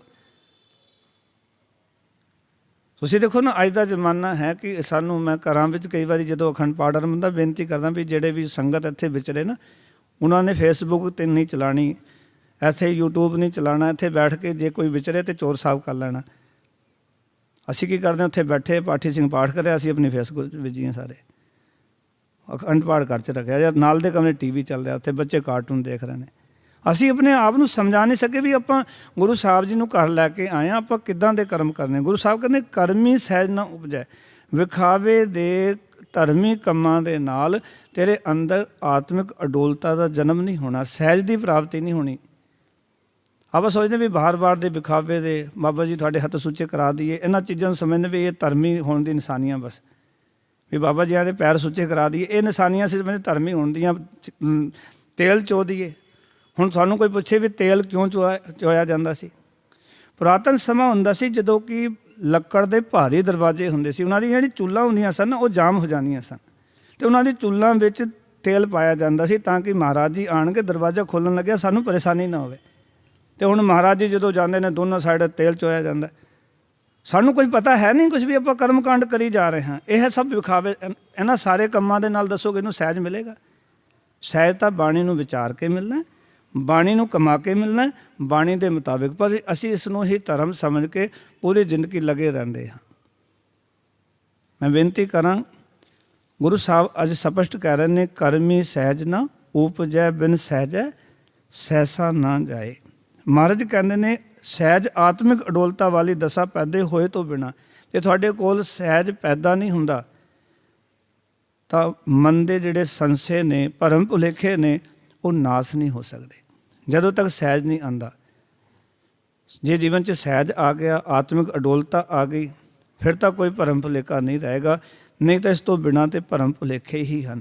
ਫਿਰ ਮਾਰ ਕਹਿੰਦੇ ਨਹਿ ਜਾਏ ਸਹਿਸਾ ਕਿਤੈ ਸੰਜਮ ਰਹੇ ਕਰਮ ਕਮਾਏ। ਲੋਕੀ ਧਾਰਮਿਕ ਵਿਖਾਵੇ ਵਾਲੇ ਕਰਮ ਕਰ ਕਰਕੇ ਹਾਰ ਚੁੱਕੇ ਹਨ, ਰਹੇ ਕਰਮ ਕਮਾਏ। ਰਹੇ ਦਾ ਅਰਥ ਹੈ ਰਹਿ ਚੁੱਕੇ ਹਨ, ਹਾਰ ਚੁੱਕੇ ਹਨ ਕਰਮ ਕਰ ਕਰਕੇ। ਨਹਿ ਜਾਏ ਸਹਿਸਾ, ਮਾਰ ਕਹਿੰਦੇ ਮਾਇਆ ਵੱਲੋਂ ਪਿਆ ਭਰਮ ਭੁਲੇਖਾ ਕਿਸੇ ਤਰ੍ਹਾਂ ਵੀ ਇਹ ਦੂਰ ਨਹੀਂ ਹੁੰਦਾ। ਮਾਇਆ ਨੇ ਇੱਕ ਭੁਲੇਖਾ ਪੈਦਾ ਕਰ ਦਿੱਤਾ। ਅਸੀਂ ਸਾਰੀ ਚੀਜ਼ਾਂ ਨੂੰ ਮਾਇਕ ਰੂਪ ਦੇ ਵਿੱਚ ਦੇਖਦੇ। ਕਿਤਨੇ ਸਿੱਖ ਨੇ ਜਿਨ੍ਹਾਂ ਨੂੰ ਅੱਜ ਪਤਾ ਹੀ ਨਹੀਂ, ਉਹ ਸਿਰਫ ਆਪਣੇ ਤਨ ਦੇ ਨਾਲ ਤੁਲਨਾ ਕਰਦੇ ਨੇ ਗੁਰੂ ਗ੍ਰੰਥ ਸਾਹਿਬ ਜੀ ਦੀ। ਸਾਨੂੰ ਠੰਡ ਲੱਗ ਰਹੀ ਹੈ ਤੇ ਗੁਰੂ ਗ੍ਰੰਥ ਸਾਹਿਬ ਨੂੰ ਵੀ ਠੰਡ ਲੱਗ ਰਹੀ, ਵੀ ਕੰਬਲ ਦਿਓ ਜੀ, ਸੱਚਖੰਡ 'ਚ ਕੰਬਲ ਲਗਾਓ ਜੀ, ਕਿਉਂਕਿ ਸਾਨੂੰ ਠੰਡ ਲੱਗ ਰਹੀ ਤੇ ਗੁਰੂ ਸਾਹਿਬ ਨੂੰ ਵੀ ਠੰਡ ਲੱਗ ਰਹੀ ਹੈ। ਉਹਨਾਂ ਨੂੰ ਕੌਣ ਦੱਸੇ ਭਲਿਆ, ਤੇ ਸ਼ਬਦ ਗੁਰੂ ਹੈ। ਸ਼ਬਦ ਗੁਰੂ ਨੂੰ ਕਿਤੇ ਠੰਡ ਲੱਗਦੀ ਹੈ? ਫਿਰ ਤਾਂ ਗਰਮੀ ਲੱਗਦੀ ਹੈ। ਫਿਰ ਗਰਮੀ 'ਚ ਪੂਰੇ ਟਾਈਮ 'ਚ AC ਲਾ ਕੇ ਕਿਉਂ ਨਹੀਂ ਲੱਗਦੇ ਗੁਰਦੁਆਰਿਆਂ 'ਤੇ? ਫਿਰ ਲਾਓ, ਤੁਹਾਡਾ 5-6 ਲੱਖ ਦਾ ਬਿੱਲ ਆਵੇ, ਪਤਾ ਲੱਗੇ ਤੁਹਾਨੂੰ। ਇੱਕ ਵਾਰ ਉਚਾਰਨ ਕਰੋ ਸਤਿਨਾਮ। ਦੇਖੋ ਅਸੀਂ ਬੜੇ ਮਤਲਬੀ ਹੋ ਚੁੱਕੇ ਹਾਂ, ਧਰਮ ਨੂੰ ਬੜੇ ਮਤਲਬ ਦੇ ਤਰੀਕੇ ਨਾਲ ਵਰਤ ਰਹੇ ਹਾਂ। ਸਾਰਾ ਧਰਮ ਕਰਮ ਇਸ ਤਰੀਕੇ ਨਾਲ ਕਰ ਰਹੇ ਕਿ ਜਿੱਥੇ ਸਾਡਾ ਮਤਲਬ ਹੱਲ ਹੁੰਦਾ ਹੈ ਉਸੇ ਅਸੀਂ ਕਰਦੇ ਹਾਂ। ਮਹਾਰਾਜ ਜੀ ਕਹਿੰਦੇ ਨਹਿ ਜਾਏ ਸਹਿਸਾ ਕਿਤੈ ਸੰਜਮ। ਮਾਇਆ ਵੱਲੋਂ ਪਿਆ ਹੋਇਆ ਭਰਮ ਭੁਲੇਖਾ ਕਿਸੇ ਵੀ ਸੰਜਮ ਨਾਲ, ਕਿਸੇ ਵੀ ਢੰਗ ਨਾਲ, ਕਿਸੇ ਵੀ ਕਰਮ ਕਾਂਡ ਦੇ ਨਾਲ ਦੂਰ ਨਹੀਂ ਹੋਣਾ। ਜਿੰਨੇ ਮਰਜ਼ੀ ਅਸੀਂ ਕਰਮ ਕਾਂਡ ਕਰ ਲਈਏ, ਜਿੰਨੇ ਮਰਜ਼ੀ ਭਰਮ ਭੁਲੇਖੇ 'ਚ ਪੈ ਜਾਈਏ, ਕਿਉਂਕਿ ਜਗਤ ਵਿੱਚ ਪਿਆ ਹੋਇਆ ਐਸਾ ਭੁਲੇਖਾ ਹੈ। ਮਾਧਵੇ ਕਿਆ ਕਹੀਏ ਭਰਮ ਐਸਾ ਜੈਸਾ ਮਾਨੀਏ ਹੋਏ ਨਾ ਤੈਸਾ। ਭਗਤ ਰਵਿਦਾਸ ਜੀ ਕਹਿੰਦੇ ਜਿੱਦਾਂ ਦਾ ਮੰਨੀ ਬੈਠੇ ਉੱਦਾਂ ਦਾ ਹੈ ਕੋਈ ਨਹੀਂ। ਜਿਹੜੇ ਭੁਲੇਖੇ ਸਾਡੇ ਨਾ ਉੱਦਾਂ ਦੇ ਨਹੀਂ ਹੈਗੇ, ਆਪਾਂ ਗਲਤ ਸਮਝੀ ਬੈਠੇ। ਅਸੀਂ ਆਪਣੇ ਨਾਲ ਤੁਲਨਾ ਗੁਰੂ ਨੂੰ ਦਿੰਦੇ ਹਾਂ, ਆਪਣੇ ਨਾਲ ਤੁਲਨਾ ਪਰਮਾਤਮਾ ਨੂੰ ਦਿੰਦੇ ਹਾਂ। ਉਹ ਭਾਈ ਪਰਮਾਤਮਾ ਅਤੇ ਗੁਰੂ ਸਾਡੇ ਵਰਗੇ ਨਹੀਂ ਹਨ। ਉਹ ਇੱਕ ਪਰਮ ਸ਼ਕਤੀ ਹੈ, ਪਰਮ ਸੱਤਾ ਹੈ। ਪਰ ਅਸੀਂ ਜੋ ਉਸ ਢੰਗ ਦੇ ਨਾਲ ਹੀ ਧਾਰਮਿਕ ਸਥਾਨਾਂ, ਮੈਂ ਤਾਂ ਕਈ ਵਾਰੀ ਵੀ ਕਹਿੰਦਾ ਵੀ ਇਹ ਵੀ ਕੋਈ ਜ਼ਿਆਦਾ ਵੱਡੀ ਗੱਲ ਨਹੀਂ। ਮੈਨੂੰ ਕਈ ਵਾਰੀ ਕਹਿੰਦੇ ਨੇ ਵੀ ਫਲਾਣਾ ਇਹ ਕਰਮ ਕਾਂਡ ਕਰਦਾ, ਮੈਂ ਕੋਈ ਨਹੀਂ, ਇਹ ਕੋਈ ਵੱਡੀ ਗੱਲ ਨਹੀਂ। ਸਭ ਤੋਂ ਵੱਡੀ ਗੱਲ ਇਹ ਹੈ ਕਿ ਜੀਵਨ ਵਿੱਚ ਸਾਡੇ ਅੰਦਰ ਦੇ ਜਿਹੜੇ ਭਰਮ ਭੁਲੇਖੇ ਨੇ ਹੋਰ ਬਹੁਤ ਸਾਰੇ, ਉਹ ਕਿਵੇਂ ਦੂਰ ਹੋਣ। ਜੋ ਅੱਜ ਸਾਡੇ ਸਾਹਮਣੇ ਪ੍ਰੋਬਲਮਾਂ ਆ ਰਹੀਆਂ ਨੇ ਮਨੁੱਖੀ ਜੀਵਨ ਦੇ ਸਾਹਮਣੇ, ਉਹ ਕਿਵੇਂ ਦੂਰ ਹੋਣ। ਇਹਦੇ ਫਿਰ ਚਲੋ ਇੱਕ ਕਰਿਆ ਕੁਝ ਸਮਾਂ ਵਾਸਤੇ ਕਰੋ ਅਤੇ ਸਮਾਂ ਚੇਂਜ ਹੋ ਜਾਂਦਾ ਹੈ, ਮੌਸਮ ਚੇਂਜ ਹੁੰਦਾ, ਉਹ ਕਰਿਆ ਆਪਣੇ ਆਪ ਹਟ ਜਾਂਦੀ ਹੈ। ਪਰ ਸਾਡੇ ਅੰਦਰ ਪਏ ਹੋਏ ਭਰਮ ਭੁਲੇਖੇ ਤਾਂ ਪੂਰੀ ਜ਼ਿੰਦਗੀ ਵੀ ਨਹੀਂ ਹਟਦੇ। ਮੇਨ ਲੋੜ ਕੀ ਹੈ? ਜੋ ਸਾਡੇ ਜੀਵਨ 'ਚ ਭਟਕਨਾਵਾਂ ਨੇ, ਜੋ ਭਰਮ ਭੁਲੇਖੇ ਨੇ, ਜੋ ਅੰਦਰ ਸਹਿਸ ਔਰ ਸਹਿਮ ਪਿਆ ਹੋਇਆ, ਉਹ ਦੂਰ ਕਿਵੇਂ ਹੋਵੇ। ਫਿਰ ਮਾਰਕ ਨੇ ਸਹਿਸ ਹੈ ਜੀਓ ਮਲੀਨ ਹੈ। ਜਦ ਤੱਕ ਸਾਡੇ ਅੰਦਰ ਭਰਮ ਭੁਲੇਖੇ ਨੇ, ਸੰਸ਼ੇ ਨੇ, ਜਿਵੇਂ ਜਿਵੇਂ ਸੰਸਾ ਵੱਧਦਾ ਜਾਏਗਾ, ਇਹ ਜੀਓ ਦਾ ਅਰਥ ਹੈ ਜਿੰਦ, ਮਲੀਨ ਦਾ ਅਰਥ ਹੈ ਗੰਦੀ। ਜਿਵੇਂ ਜਿਵੇਂ ਭੁਲੇਖੇ ਪੈਦਾ ਹੋਣਗੇ ਨਾ, ਅੰਦਰ ਸਾਡੇ ਗੰਦ ਪੈਦਾ ਹੁੰਦਾ ਜਾਏਗਾ, ਮਲੀਨਤਾ ਪੈਦਾ ਹੁੰਦੀ ਜਾਏਗੀ, ਸਾਡੀ ਜਿੰਦ ਮਲੀਨ ਹੁੰਦੀ ਜਾਏਗੀ, ਜਿਤਨੇ ਸਹਿਮ ਵਧਣਗੇ। ਔਰ ਇਹ ਮਨੁੱਖੀ ਜੀਵਨ ਦੇ ਵਿੱਚ ਅੱਜ ਤੁਸੀਂ ਵੇਖੋ ਕਿ ਬਹੁਤ ਸਾਰੇ ਭਰਮ, ਅੱਜ ਫਲਾਣਾ ਵਾਰ ਹੈ, ਅੱਜ ਕੇਸੀ ਇਸ਼ਨਾਨ ਨਹੀਂ ਕਰਨਾ, ਅੱਜ ਜੋ ਇਹ ਕੰਮ ਨਹੀਂ ਕਰਨਾ, ਅੱਜ ਇਹ ਕੰਮ ਨਹੀਂ ਕਰਨਾ, ਅੱਜ ਇੱਦਾਂ ਨਹੀਂ ਕਰਨਾ। ਅਸੀਂ ਕਿੱਥੇ ਖਲੋਤੇ ਹੋਏ ਹਾਂ? ਅਸੀਂ ਡਿਗਰੀਆਂ ਕਰ ਲਈਆਂ, PhDਆਂ ਕਰ ਲਈਆਂ, ਬੜੇ ਪੜ੍ਹ ਲਿਖ ਗਏ, ਪਰ ਹੈਰਾਨੀ ਇਹ ਹੁੰਦੀ ਹੈ ਕਿ ਬੰਦਾ ਪੜ੍ਹ ਲਿਖ ਕੇ ਵੀ ਭੁਲੇਖਾ ਉਹੀ ਲੈ ਕੇ ਬੈਠਾ ਹੋਇਆ ਜੋ ਅਨਪੜ੍ਹ ਵਾਲਾ। ਫਿਰ ਤੇਰੀ ਡਿਗਰੀ ਕਰਨ ਦਾ ਕੀ ਲਾਭ ਹੋਇਆ? ਤੂੰ ਸਾਇੰਸ 'ਤੇ ਇਤਨੀਆਂ ਰਿਸਰਚਾਂ ਕਰਕੇ ਵੇਖ ਲਈਆਂ, ਤੈਨੂੰ ਪਤਾ ਲੱਗਿਆ ਸੱਚ ਝੂਠ ਦਾ, ਫਿਰ ਤੂੰ ਉੱਥੇ ਖਲੋਤਾ ਹੋਇਆ। ਉਹੀ ਭੁਲੇਖੇ ਨੇ। ਅੱਜ ਫਲਾਣਾ ਵਾਰ ਹੈ ਅਤੇ ਭਾਈ ਸਾਹਿਬ ਭਾਈ ਗੁਰਦਾਸ ਜੀ ਨੇ ਬੜੀ ਪਿਆਰੀ ਗੱਲ ਆਖੀ ਕਿ ਗੁਰਸਿੱਖ ਸੰਗਤ ਮਿਲਾਪ ਕੋ ਪ੍ਰਤਾਪ ਐਸੋ, ਪਤ ਬ੍ਰਤ ਏਕ ਟੇਕ ਦੁਵਿਧਾ ਨਿਵਾਰੀ ਹੈ, ਪੁੱਛਤ ਨਾ ਥਿਤ ਵਾਰ ਉਹ, ਗ੍ਰਹਿ ਆਏ ਨਕਸ਼ਤਰ ਕੀ ਨਾ ਸ਼ੰਕਾ ਉਧਾਰੀ ਹੈ। ਸਿੱਖ ਤਾਂ ਕੋਈ ਭਰਮ ਕਰਦਾ ਹੀ ਨਹੀਂ। ਉਹਨੂੰ ਕੋਈ ਆਖੇ ਵੀ ਸਨੀ ਭਾਰੂ, ਉਹ ਕਹਿੰਦੇ ਕੋਈ ਭਾਰੂ ਨਹੀਂ ਭਾਈ, ਤੇਰੇ ਉੱਤੇ ਹੋਏਗਾ, ਸਾਡੇ ਉੱਤੇ ਕੋਈ ਭਾਰੂ ਨਹੀਂ। कोई कहता मंगल ग्रह लग गया, कहना मेरे वास्ते कोई मंगल ग्रह माने नहीं रखता, मेरे वास्ते कोई दिन चंगा तो माड़ा नहीं। सिख ਲਈ ਤਾਂ ਮਹਾ ਦਿਵਸ ਮੂਰਤ ਵੇਲੇ ਜਿਸ ਕੋ ਨਦਰ ਕਰੇ ਨਾਨਕ ਮੰਗੇ ਦਰਸਦਾਨ ਕਿਰਪਾ ਕਰੋ ਹਰੇ। ਸਿੱਖ ਕਹਿੰਦਾ ਮੇਰੇ ਵਾਸਤੇ ਸਾਰੇ ਦਿਨ ਚੰਗੇ ਨੇ। ਤੇ ਅਸੀਂ ਅੱਜ ਫਲਾਣਾ ਵਾਰ ਹੈ। ਮੈਂ ਇਸ ਗੱਲ ਨੂੰ ਬੜੇ ਨੇੜੇ ਹੋ ਕੇ ਦੇਖਿਆ। ਸਾਧ ਜੀ ਮੈਂ ਬਹੁਤ ਸਾਰੇ ਜੀਵਨ 'ਚ ਕੱਲੀ ਕਥਾ ਨਹੀਂ ਕੀਤੀ, ਬੜਾ ਪ੍ਰੈਕਟੀਕਲ ਕੀਤਾ ਜੀਵਨ 'ਚ ਦਾਸ। ਮੈਂ ਰੋਪੜ ਸੀ, ਉੱਥੇ ਬਹੁਤ ਪ੍ਰੈਕਟੀਕਲ ਵੇਖਿਆ ਕਿਉਂਕਿ ਪਿੰਡਾਂ ਦੇ ਵਿੱਚ ਨਾ ਬੜੇ ਭਰਮ ਨੇ, ਸ਼ਹਿਰਾਂ ਦੇ ਵਿੱਚ ਉਸ ਤੋਂ ਜ਼ਿਆਦਾ ਨੇ ਕਿਤੇ। ਪਿੰਡਾਂ ਵਾਲੇ ਤਾਂ ਫਿਰ 2-4 ਭਰਮ ਨੇ, ਇੱਥੇ ਤਾਂ ਬਹੁਤ ਜ਼ਿਆਦਾ ਹੈਗੇ ਨੇ। ਅਤੇ ਉੱਥੇ ਮੈਂ ਕਈ ਐਸੇ ਕੰਮ ਦੇਖੇ ਜੋ ਪ੍ਰੈਕਟੀਕਲ ਰੂਪ ਦੇ ਵਿੱਚ, ਜਦੋਂ ਵੀਰਵਾਰ ਹੋਣਾ ਤਾਂ ਮੈਂ ਕੱਪੜੇ ਨਾ ਇਕੱਠੇ ਕਰ ਲੈਣੇ ਅਤੇ ਵੀਰਵਾਰ ਨੂੰ ਨਾ ਖੁੱਲ੍ਹੇ ਮੈਦਾਨ ਦੇ ਵਿੱਚ ਕੱਪੜੇ ਧੋਣ ਵਾਸਤੇ ਬਹਿ ਜਾਣਾ। ਜਿਹੜੀ ਵੀ ਬੀਬੀ ਆਵੇ, ਅੱਜ ਵੀਰਵਾਰ ਤੁਹਾਨੂੰ ਪਤਾ ਨਹੀਂ? ਮੈਂ ਕਿਹਾ ਫਿਰ ਕੀ ਹੋ ਗਿਆ? ਨਹੀਂ ਵੀਰਵਾਰ ਤਾਂ ਭਾਰੂ ਹੁੰਦਾ, ਕੱਪੜੇ ਨਹੀਂ ਧੋਈਦੇ। ਮੈਂ ਕਿਹਾ ਤੁਹਾਡੇ ਵਾਸਤੇ ਭਾਰੂ, ਮੇਰੇ ਵਾਸਤੇ ਤਾਂ ਹਲਕਾ।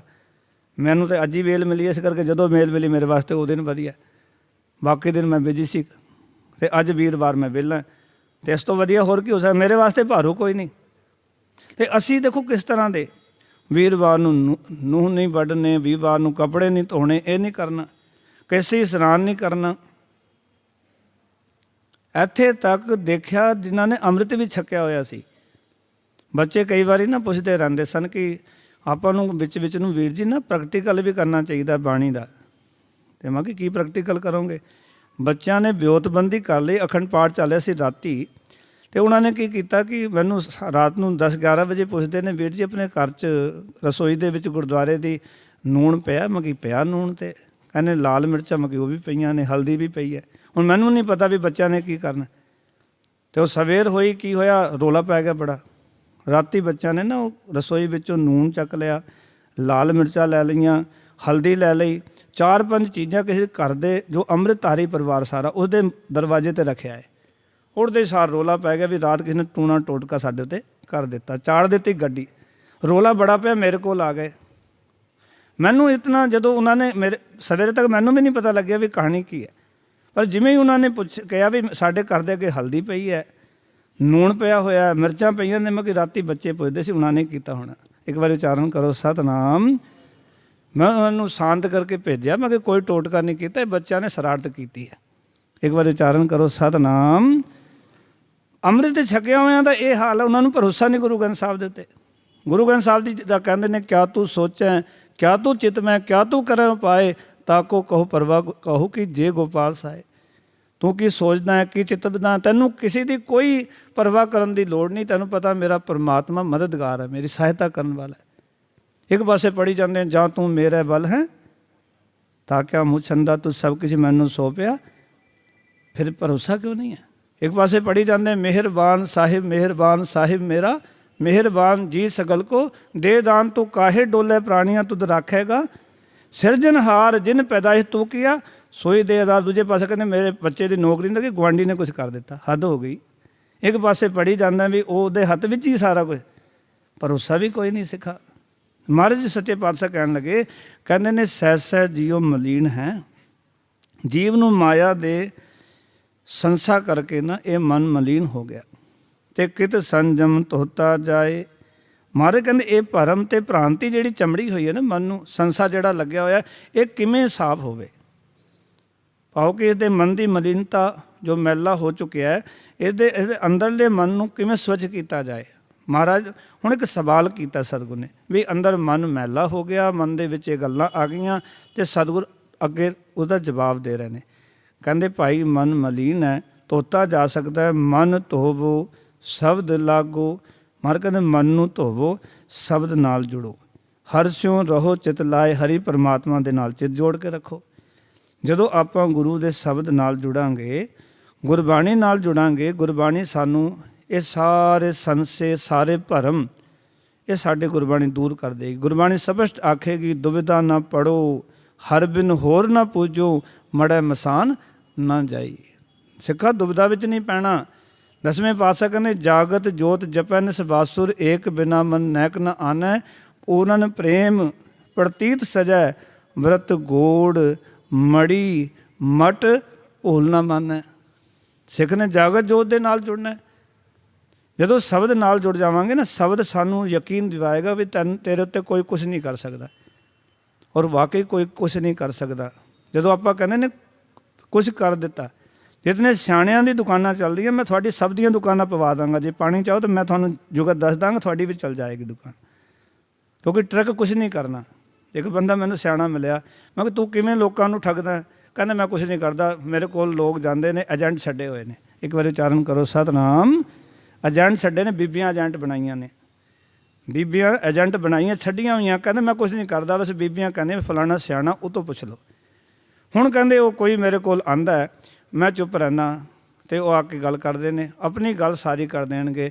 ਮੇਰੀ ਜੋ ਦੁਰਾਣੀ ਨੇ ਇਹ ਕਰ ਦਿੱਤਾ, ਮੇਰੀ ਜਠਾਣੀ ਇੱਦਾਂ ਕਰਦੀ ਹੈ, ਕਰਦੀ ਸਾਰੀਆਂ ਗੱਲਾਂ ਕਰਨੀਆਂ, ਅਤੇ ਬਸ ਮੈਂ ਬਾਅਦ ਦੇ ਵਿੱਚ ਇੱਕੋ ਹੀ ਗੱਲ ਕਹਿਣੀ ਹੈ, ਹਾਂ ਤੁਹਾਡੇ ਘਰ ਵਿੱਚੋਂ ਹੀ ਕੀਤਾ ਹੋਇਆ। ਮੈਂ ਇਹ ਵੀ ਨਹੀਂ ਕਹਿੰਦਾ ਜਠਾਣੀ ਨੇ ਕੀਤਾ ਕਿ ਦੁਰਾਣੀ ਨੇ ਕੀਤਾ, ਫਿਰ ਤੁਹਾਡੇ ਘਰ ਦਾ ਨਹੀਂ ਤੁਹਾਡੇ ਉੱਤੇ ਕੁਛ ਕੀਤਾ ਹੋਇਆ। ਬਸ ਲਓ ਜੀ, ਗੱਲ ਬਣ ਗਈ, ਮੇਰੀ ਦੁਕਾਨ ਵਧੀਆ ਚੱਲਦੀ ਹੈ। ਉਹ ਫਿਰ ਮੈਂ ਕਹਿੰਦਾ ਇਤਨੀ 5100 ਦਕਸ਼ਨਾ ਇੱਥੇ ਰੱਖ ਜਾਓ, ਰੱਖ ਜਾਂਦੇ ਨੇ, ਦੁਕਾਨ ਬਹੁਤ ਵਧੀਆ ਚੱਲ ਰਹੀ। ਮੈਂ ਕੁਛ ਵੀ ਨਹੀਂ ਕਹਿੰਦਾ, ਸਿਰਫ ਉਹਨਾਂ ਦੀ ਗੱਲਾਂ ਫੜਦਾ, ਉਹਨਾਂ ਨੂੰ ਕਹਿ ਦਿੰਦਾ ਹਾਂ ਕੀਤਾ ਹੋਇਆ, ਤੇਰੀ ਦੁਰਾਣੀ ਨੇ ਕੀਤਾ, ਤੇਰੀ ਜਠਾਣੀ ਨੇ ਕੀਤਾ। ਜਿਹਨੂੰ ਉਹ ਕਹੇ ਉਹਨੂੰ ਕਹਿ ਦਿਓ, ਉਹਦਾ ਭਰਮ ਹੋ ਗਿਆ ਪੱਕਾ। ਉਹਨੂੰ ਡਾਊਟ ਪੂਰਾ ਸੀ, ਹਲਕਾ ਸੀ, ਹੁਣ ਅਗਲੇ ਨੇ ਕਹਿ ਦਿੱਤਾ ਵੀ ਉਹਨੇ ਹੀ ਕੀਤਾ, ਹੁਣ ਪੱਕਾ ਹੋ ਗਿਆ, ਬਿਲਕੁਲ ਫਿਕਸ ਹੋ ਗਿਆ ਕੰਮ। ਅਤੇ ਗੁਰੂ ਕੀ ਕਰਦਾ? ਮਨ ਧੋਵੋ ਸ਼ਬਦ ਲਾਗੋ, ਸ਼ਬਦ ਨਾਲ ਜੋੜ ਦਿੰਦਾ, ਮਨ ਨੂੰ ਧੋ ਦਿੰਦਾ, ਅਤੇ ਹਰਸ਼ੋਂ ਰਹੋ ਜਿਤ ਲਾਏ, ਹਰੀ ਨਾਲ ਜੋੜ ਦਿੰਦਾ। ਫਿਰ ਮਾਲਕ ਨੇ ਕਹਿ ਨਾਨਕ ਗੁਰ ਪ੍ਰਸਾਦੀ ਸਹਿਜ ਉਪਜੈ। ਨਾਨਕ ਆਖਦਾ ਹੈ ਕਿ ਗੁਰੂ ਦੀ ਕਿਰਪਾ ਦੇ ਨਾਲ ਆਤਮਿਕ ਅਡੋਲਤਾ ਉਪਜਦੀ ਹੈ, ਅੰਦਰ ਅਡੋਲਤਾ ਵਾਲਾ ਜੀਵਨ ਪ੍ਰਾਪਤ ਹੁੰਦਾ। ਗੁਰੂ ਕਿਰਪਾ ਕਰਦਾ, ਅੰਦਰ ਡੋਲਣ ਵਾਲੀ ਬਿਰਤੀ ਖਤਮ ਹੋ ਜਾਂਦੀ, ਕਿਉਂਕਿ ਡੀਗਨ ਡੋਲਾ ਤੋਲੋ ਜੋ ਮਨ ਕੇ ਭਰਮਾ। ਮਨ 'ਚ ਭਰਮ ਹੈ, ਡਿੱਗੋਗੇ ਡੋਲੋਗੇ ਤੁਹਾਨੂੰ ਕੋਈ ਨਹੀਂ ਰੋਕ ਸਕਦਾ। ਪਰ ਜਿਸ ਤਰ੍ਹਾਂ ਭਰਮ ਹੀ ਖਤਮ ਹੋ ਗਿਆ, ਫਿਰ ਤਾਂ ਡਿੱਗਾ ਨਾ ਡੋਲਾ, ਦ੍ਰਿੜ ਕਰ ਰਹੋ ਪੂਰਨ ਹੋਏ ਤ੍ਰਿਪਤਾਨੀ। ਨਾ ਡਿੱਗੋਗੇ ਨਾ ਡੋਲੋਗੇ, ਅੰਦਰ ਪੂਰੀ ਤ੍ਰਿਪਤੀ ਹੋ ਗਈ।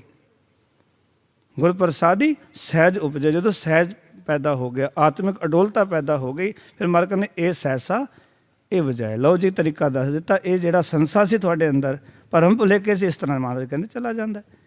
ਹੁਣ ਜੇ ਅਸੀਂ ਚਾਹੁੰਦੇ ਵੀ ਸਾਡੇ ਭਰਮ ਭੁਲੇਖੇ ਚਲੇ ਜਾਣ, ਤਾਂ ਇੱਕੋ ਹੀ ਤਰੀਕਾ ਹੈ ਵੀ ਗੁਰੂ ਦੀ ਕਿਰਪਾ ਦੇ ਪਾਤਰ ਬਣੀਏ, ਸਾਡੇ ਅੰਦਰ ਆਤਮਿਕ ਅਡੋਲਤਾ ਪੈਦਾ ਹੋਵੇ, ਸਾਡੇ ਅੰਦਰ ਭਰੋਸਾ ਬਣੇ, ਸਾਡੇ ਅੰਦਰ ਗੁਰੂ ਸਾਹਿਬ ਦੇ ਉੱਤੇ। ਜਿਹੜਾ ਬੰਦਾ ਪੂਰਨ ਯਕੀਨ ਕਰਦਾ, ਗੁਰੂ ਸਾਹਿਬ ਦੇ ਉੱਤੇ ਭਰੋਸਾ ਕਰਦਾ, ਉਸ ਨੂੰ ਕਿਸੇ ਤਰੀਕੇ ਦਾ ਕੋਈ ਵੀ ਸਹਿਮ ਨੇੜੇ ਨਹੀਂ ਆਉਂਦਾ, ਅਤੇ ਕੋਈ ਉਸ ਨੂੰ ਡੁਲਾ ਵੀ ਨਹੀਂ ਸਕਦਾ। ਡੋਲਦੇ ਸੀ ਤਾਂ ਹਾਂ ਕਿਉਂਕਿ ਸਾਡਾ ਭਰੋਸਾ ਕੱਚਾ ਹੈ, ਯਕੀਨ ਨਹੀਂ ਹੈ, ਗੁਰੂ ਸਾਹਿਬ ਦੇ ਉੱਤੇ ਪੂਰਾ ਵਿਸ਼ਵਾਸ ਨਹੀਂ ਹੈ। ਜਿਸ ਨੂੰ ਵਿਸ਼ਵਾਸ ਹੈ, ਉਹ ਕੋਈ ਵੀ ਹੋਵੇ, ਪਰ ਗੁਰੂ ਸਾਹਿਬ ਦੇ ਉੱਤੇ ਭਰੋਸਾ ਕਰਦਾ, ਵਿਸ਼ਵਾਸ ਕਰਦਾ, ਉਸ ਨੂੰ ਨਾ ਕੋਈ ਡੋਲ ਸਕਦਾ, ਨਾ ਕੋਈ ਡੇਗ ਸਕਦਾ, ਨਾ ਡਰਾ ਸਕਦਾ, ਕਿਉਂਕਿ ਉਹਨੂੰ ਗੁਰੂ ਸਾਹਿਬ ਦੇ ਯਕੀਨ ਹੈ। ਉਹ ਤਾਂ ਹਮੇਸ਼ਾ ਇਹੀ ਪੜ੍ਹਦਾ ਹੈ ਕਿ ਜਿਸ ਕੇ ਸਿਰ ਉੱਪਰ ਤੂੰ ਸੁਆਮੀ ਸੋ ਦੁੱਖ ਕੈਸਾ ਪਾਵੈ। ਬੋਲ ਨਾ ਜਾਣੈ ਮਾਇਆ ਮਦ ਮਾਤਾ ਮਰਨਾ ਚੀਤ न आवे। मेरे राम राय तू संतां का संत तेरे, तेरे सेवक को पोह किछ नाही जम नहीं आवे नेरे। जो तेरे रंग राते स्वामी तिनका जन्म मरण दुख नासा। तेरी बख्श ना मेटे कोई सतगुर का दिलासा। सतगुर ने यह परिभाषा दे दिता, दिलासा दे दिता कि अकाल पुरख दियां बख्शिशां नूं दुनिया की कोई ताकत नहीं मेट सकती। तुसीं रोज़ ही रहराज साहब पढ़ते हो, आखण वाला क्या बेचारा सिवती भरे तेरे भंडारा। जिस तू देहें तिसै क्या चारा। जिन्हों वाहिगुरू दवे कोई रुकावट पैदा कर सकता है किसी की ताकत? रब दो बारी हसदा, याद रखना। कल कह के समाप्ति करा। जदों रब किसी नूं देना चाहे तो कोई खोण का यतन करे, रब तां हसदा है भी मैनूं देना चाह रहा तो ये खोना चाह रहा बंदा, रब हसदा है। रब जदों किसी का खोना चाहे तो संसार उन्होंने देंदा है, रब तां भी हसदा। एक बारी उच्चारण करो सतनाम। भी तुसीं सारा संसार भी मिल के दे जाओ पर मैं कुछ रहन ही नहीं देना इसदे कोल।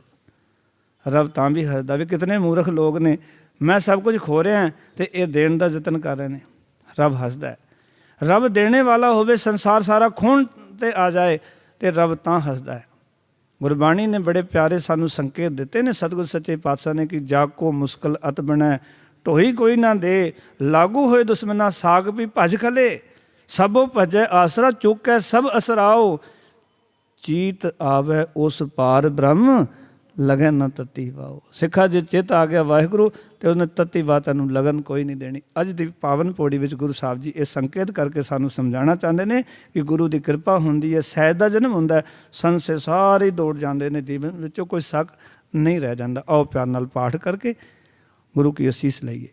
ਕਰਮੀ ਸਹਿਜ ਨਾ ਉਪਜੈ, ਕਰਮੀ ਸਹਿਜ ਨ ਉਪਜੈ, ਬਿਨ ਸਹਿਜੈ ਸਹਿਸਾ ਨਾ ਜਾਏ, ਗੁਣ ਸਹਿਜੇ ਸਹਿਸਾ ਨਾ ਜਾਏ, ਨਹਿ ਜਾਏ ਸਹਿਸਾ ਕਿਤੈ ਸੰਜਮ, ਨਹਿ ਜਾਏ ਸਹਿਸਾ ਕਿਤੈ ਸੰਜਮ, ਰਹੇ ਕਰਮ ਕਮਾਏ, ਰਹੇ ਕਰਮ ਕਮਾਏ, ਸਹਿਸੈ ਜੀਉ ਮਲੀਨ ਹੈ, ਸਹਿਸੈ ਜੀਉ ਮਲਿਨ ਹੈ, ਫਿਰ ਸੰਜਮ ਤੋਤਾ ਜਾਏ, ਫਿਰ ਸੰਜਮ ਤੋਤਾ ਜਾਏ, ਮਨ ਤੋਵੋ ਸ਼ਬਦ ਲਾਗੋ, ਮਨ ਤੋਬੋ ਸ਼ਬਦ ਲਾਗੋ, ਹਰਸਿਓ ਰਹੋ ਚਿਤ ਲਾਏ, ਹਰਸੋ ਰਹੋ ਚਿਤ ਲਾਏ, ਕਹਿ ਨਾਨਕ ਗੁਰ ਪ੍ਰਸਾਦੀ ਸਹਿਜ ਉਪਜੈ, ਕਹਿ ਨਾਨਕ ਗੁਰ ਪ੍ਰਸਾਦੀ ਸਹਿਜ ਉਪਜੈ, ਇਹ ਸਹਿਸਾ ਇਵ ਜਾਏ, ਸਹਿਸਾ ਇਵ ਜਾਏ, ਕਹਿ ਨਾਨਕ ਗੁਰ ਪ੍ਰਸਾਦੀ ਸਹਿਜ ਉਪਜੈ, ਕਹਿ ਨਾਨਕ ਗੁਰ ਪ੍ਰਸਾਦੀ ਸਹਿਜ ਉਪਜੈ, ਇਹ ਸਹਿਸਾ ਇਵ ਜਾਏ। ਸਹਿਸਾ ਇਵ ਜਾਏ। ਸੋਚਨੀਆਂ ਬੇਨਤੀਆਂ ਪ੍ਰਵਾਨ ਕਰੋ, ਫਤਿਹ ਦੀ ਸਾਂਝ ਕਰੋ। ਆਖੋ ਜੀ